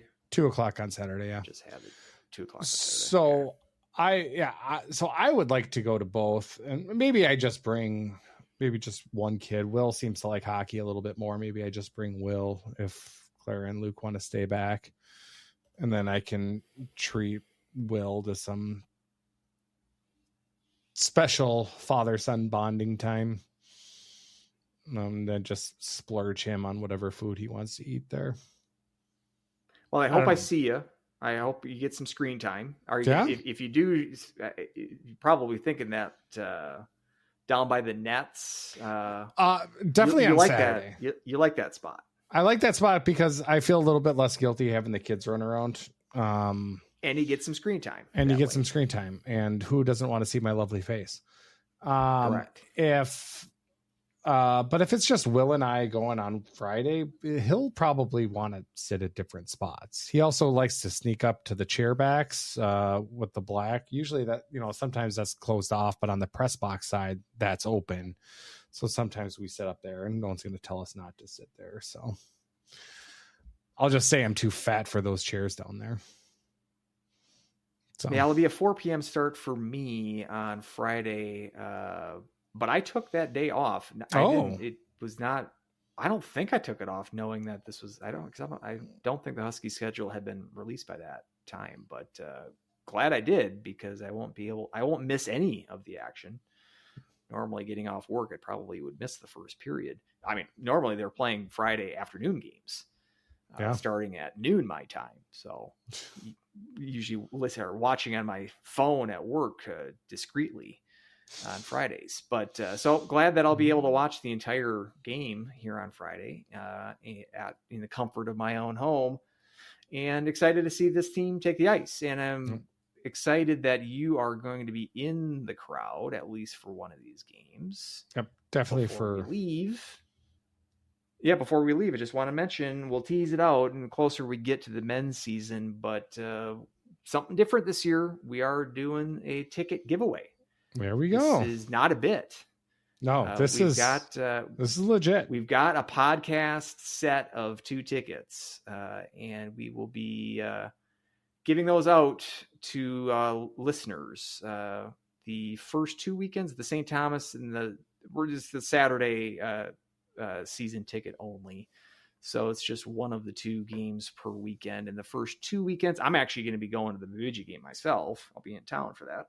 Weldie's going to the St. Thomas game, but starting with that Vermont series, or the Vermont game on the Saturday, mid-October, one of our listeners, 2 of our listeners, in fact, will be going to those games because of tickets that we provide free of charge.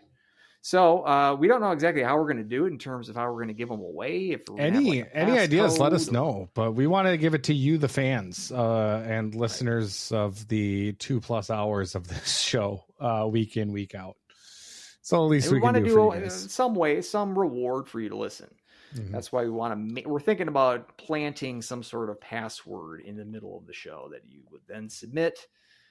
It'll be one person who wins, and then they get 2 tickets. It's not like we're going to pick 2 random people and put them together for that game. Well, that can be a fun dating game. A little date night. We're planning on just doing. I just had the one winner gets 2 tickets in mind, but hoping to get some folks into the building this year, and happy to try to spark some interest with our vast listener base. I think there was a dating show on maybe a blind date, or maybe we'll do that for one. I mean, if we have enough of a market out there. Is there a Valentine's Day game going? Do you have tickets for February 14th? Maybe that we could set up. Single listeners only. Let's try to narrow our listenership even more to a woman who listens. Well, did you know this? Because Saturday, February 14th, home against Colorado College. Oh, there we go. And we have the Saturday only package, and that is a Saturday game. So, and that's the last one of the year. That's the last. So, barring a playoff run. So I think you just there we go. We got it. Well, that'll be the matchmaker. The matchmaker game. We'll hook you up. There 2 lucky fans. Matchmaker. Know what they got coming. Make us a match. Find me a fine. Catch me a catch. Yeah, that's a really good idea. But stay tuned. It's exciting to do this. We haven't done this kind of thing before, and we hope that it has some sort of response, because we'd like to support the university, support the program, in even a small way like this, and help our show get some more listeners too. Because our sponsors like Underdog Custom Sports Betting appreciate the listeners. Yep, so exactly. Stay tuned. So. Perfect. One question from Dan Jacobson. Which team? Olympic. Who do you think is going to be hurt the most? And obviously, when I'm thinking of this, I'm thinking of obviously Wisconsin when it comes to it. But it's, as far as even looking at the Huskies, though,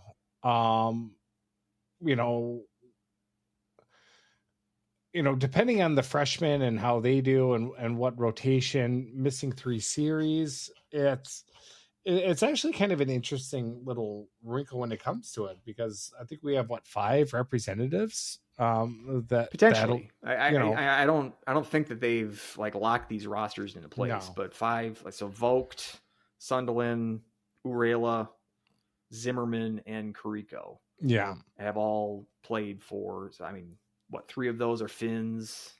And then we got Zimmerman as Team Switzerland and with Germany. Exactly. So it's not set in stone that all those players will play for those national teams, but it's a very good chance. But I mean, obviously, when you're thinking of, I would say kind of, major ones, Sunderland being gone, that's going to be huge. Kariko, not so much if we have, Cho back coming in, or, going to be, put between the pipes there. So that'll be fine. But you're expecting big things out of Urela. So if she's going to be gone, that's going to be a huge blow to our defense. Should have thought that in our prep there. And then also Zimmerman, who has the potential to have a breakout year as well. So now, as far as, you can think of that question as a couple of different ways. Who's going to be impacted the most when it comes to star power? Yeah, probably Wisconsin. But I think you can make the case for, as far as impact players during a key point of the schedule, I think, St. Cloud State, you can actually make a case that the players that they're losing are going to hurt that team more than the players of that Wisconsin may be losing. But I always wonder what Team USA is going to do, because I do think they tend to skew older than I think they should. And that's what I think kind of has burned them in the past. Whereas, I think they've held on, I don't want to besmirch the career of Julie Chu by any mean. But she was the captain, but I think they held on to her for one Olympic too long. And that was the Olympic where Canada came back in the final seconds and tied the game, went into overtime. They ended up winning in overtime. America lost the gold medal because we were leaning on a 30-something-year-old, someone maybe aging out a little bit more. And I think, if we lean on the Hillary Knight and the Kendall Coyne, maybe a little bit too much, I think that Team USA should go younger and faster when it comes to that, and not put Layla Edwards on defense, which they're doing. We're going to put her on the point too. So anyway, I guess I don't know exactly where I'm kind of getting with all of that, but it'll be interesting. I do think from star power, obviously I look at Wisconsin for that, but I think from a impact per team on a team level, I think St. Cloud's in the running for that. I agree. I was thinking the same. I mentioned it earlier. Wisconsin has the depth to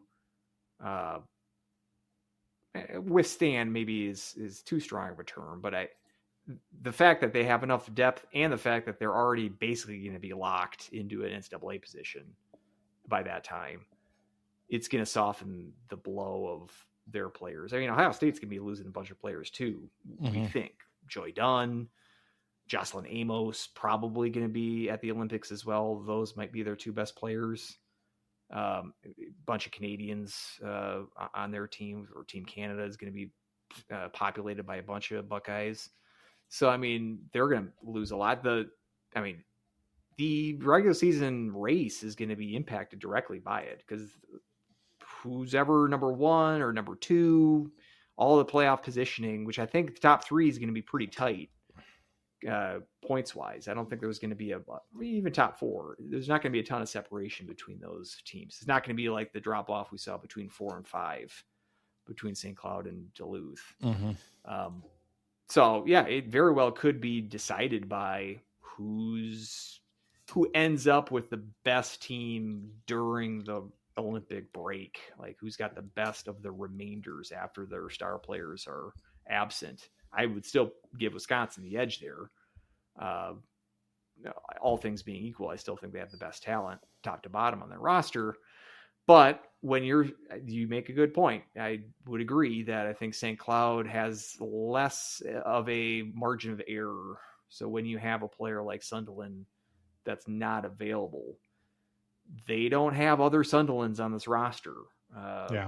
It's not like Wisconsin has other Layla Edwards, but they have players on their roster that are, the depth that they have is different than the kind of depth that St. Cloud has, which is just largely a question mark based on youth this year. So, yeah, and I'm not even sure if, those top 4 teams, Duluth, we mentioned, is going to be impacted. Minnesota is going to have a bunch of key players like Murphy gone, most likely. I'm not even sure about like teams like St. Thomas and Mankato. We probably should be more interested in terms of their roster come that time of year, because those teams might be more on the bumper of St. Cloud than St. Cloud is on the bumper of who's ever in 4th place. If we're assuming that St. Cloud is got the inside track to 5th. But so you can't just be concerned with the top half. We've also got to be concerned with the other competitors in that sort of bottom half of the league that St. Cloud's in. But so it's going to be huge. It's just I mentioned this in one of the summer shows. I am for this Olympics, like the NCAA fielding or at least fielding a lot of the roster for the Olympics. I think that's a cool thing. I think that I'm fine with the NHL players playing on the men's side too. Like there's benefits to both. I don't think that this is like something that the NCAA on the women's side should avoid, like trying to protect their players from the Olympics. It's once out of 4 years and it's a great opportunity.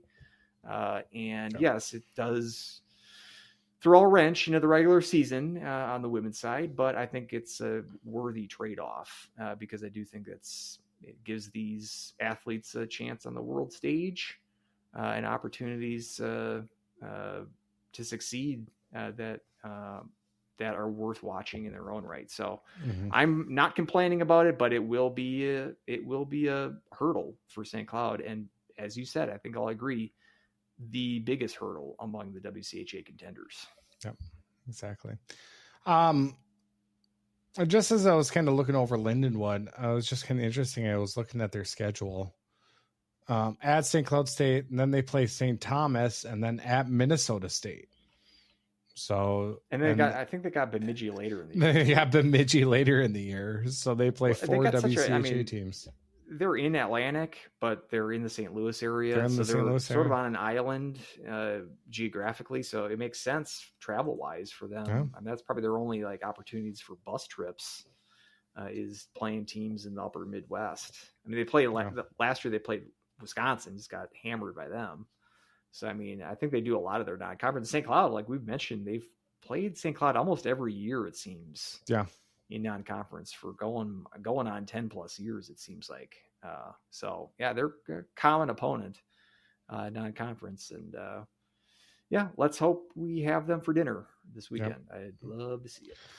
Exactly. That about does her this episode of the Huskies Hockey Podcast. I'm Weldie at More Clappers, MOAR More Clappers. Andrew, where can we find you?